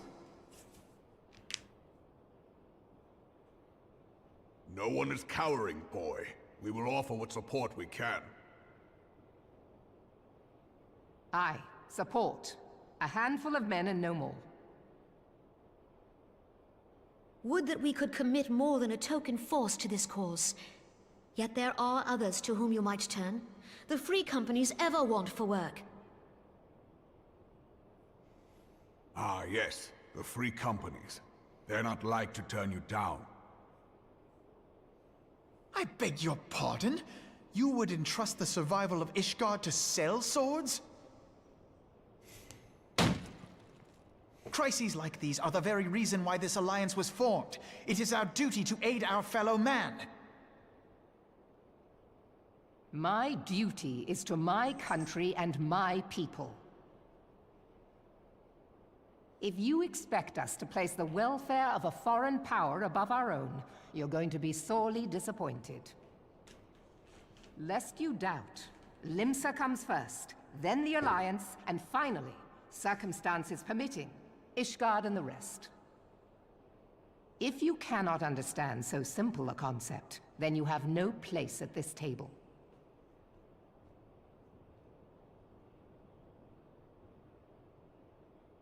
Forgive me, Admiral. I was careless in my choice of words.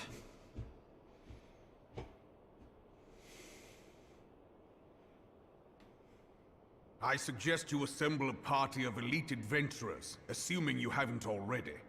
Your fellows served us well during Operation Archon. I dare say they will do so again.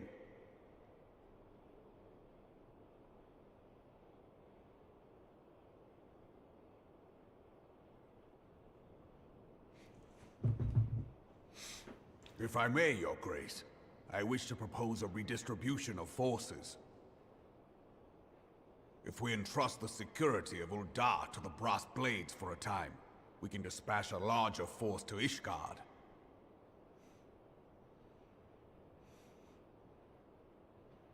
Your Grace?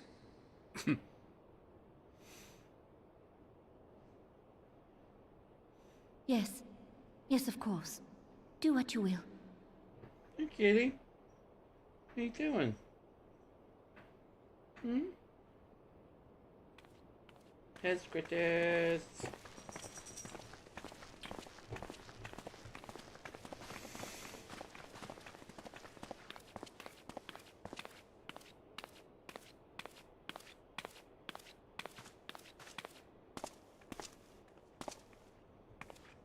Is Her Grace not feeling well? To the best of my knowledge, Her Grace is in perfect health. I see. Carry on.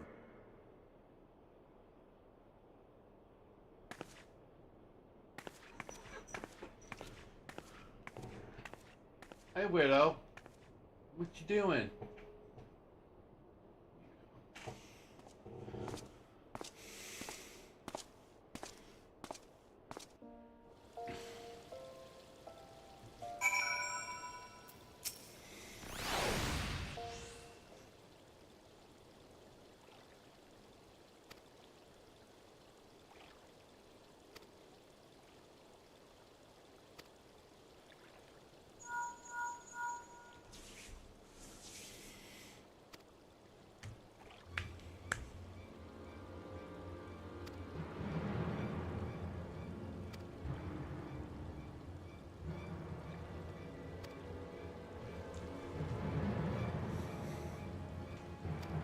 Steps of Faith time.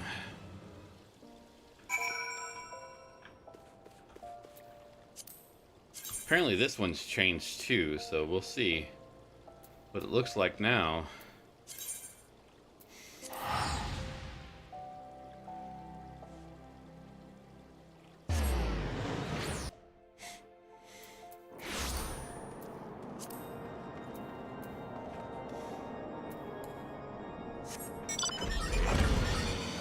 Brum brum.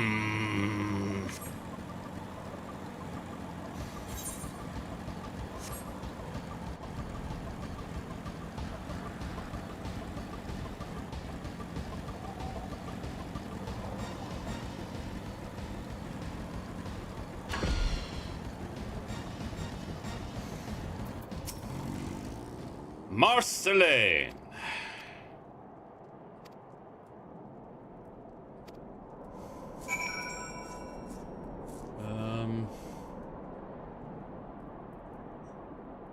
That white brim.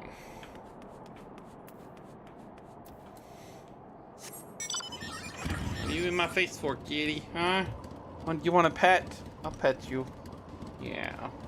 Mwah. What are you doing? You smell dusty. Been getting into things?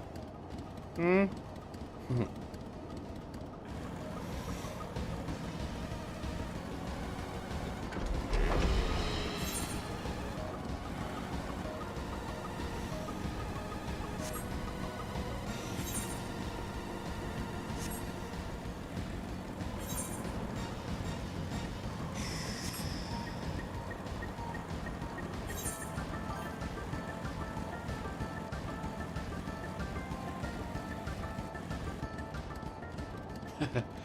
Yeah, the cat purr, I think, is definitely has I don't know what you would call it, healing vibrations.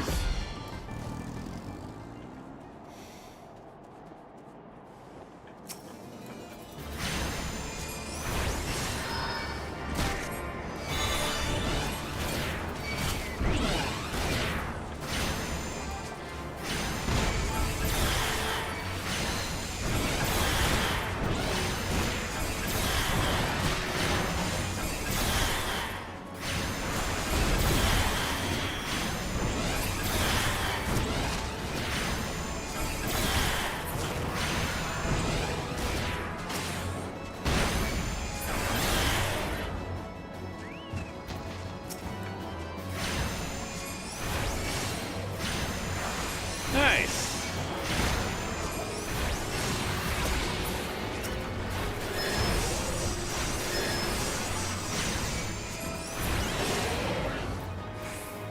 Any more? No.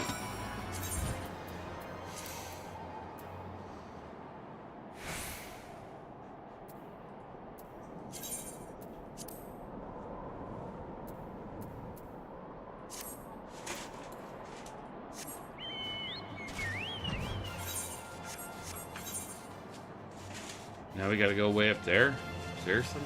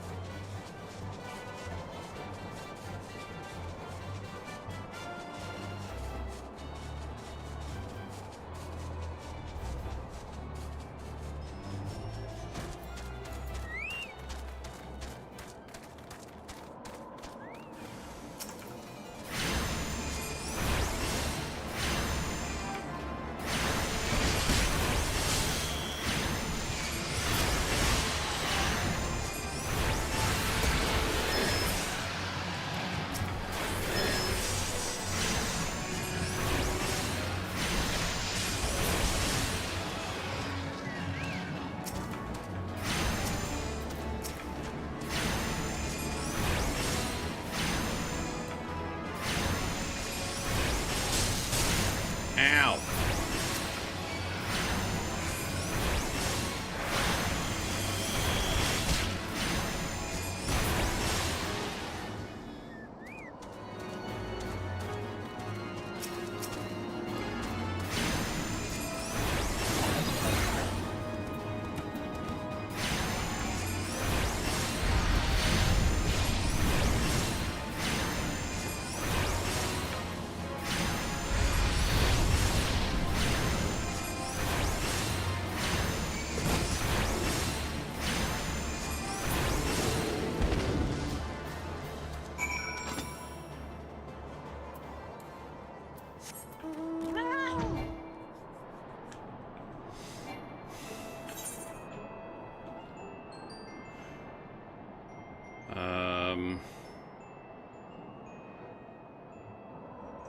It's over there. Hey, kitty.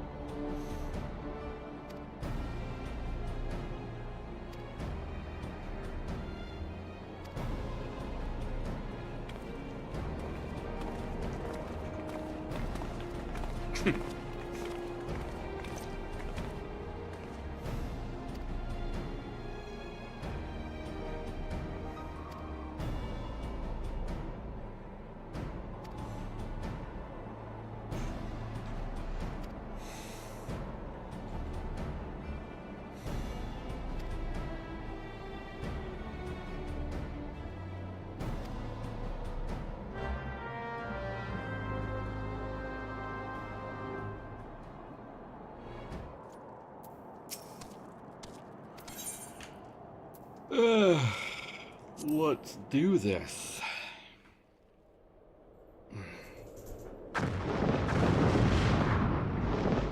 Oh, that's right. They made it solo.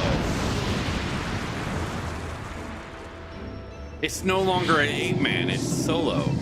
Interesting.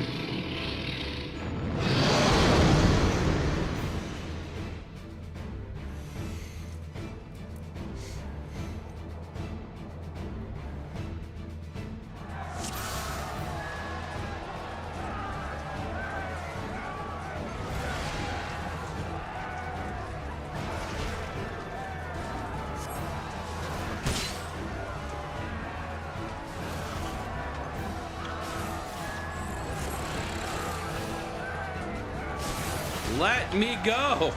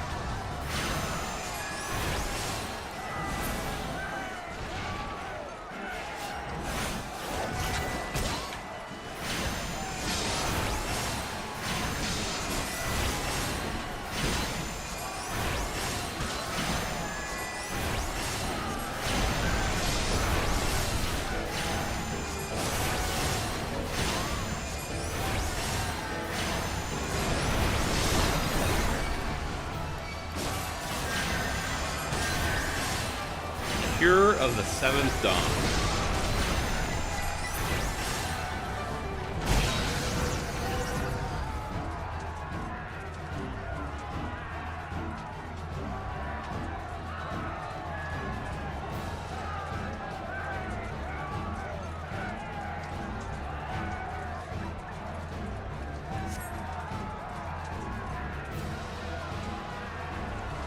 It's like, run!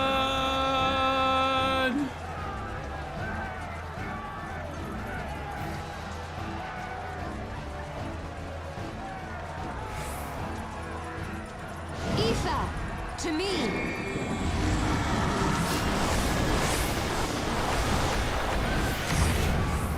Yeah, try to push me back. What are you doing?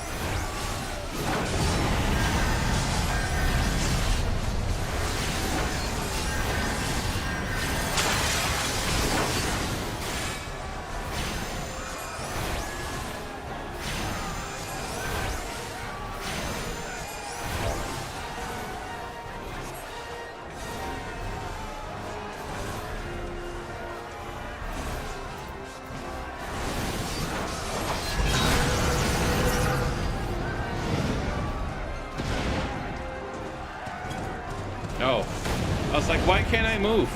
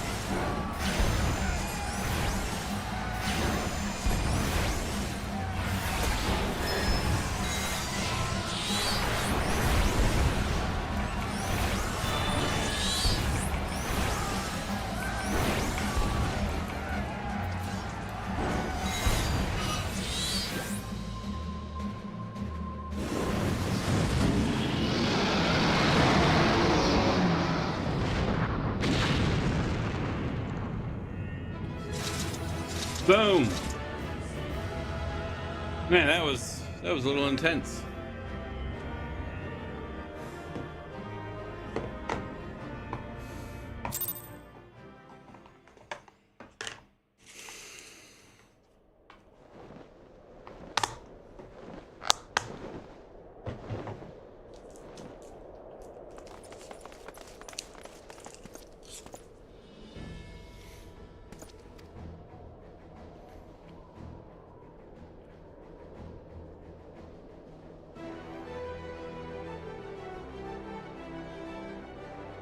Oh yeah.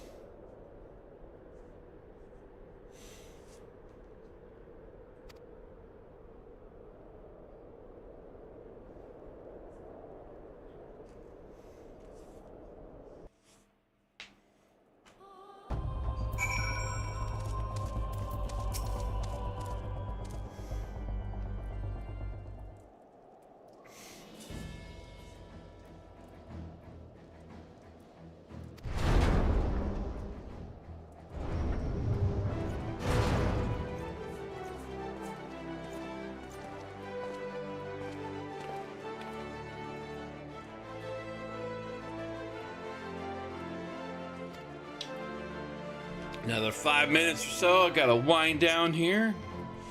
Got some stuff to do.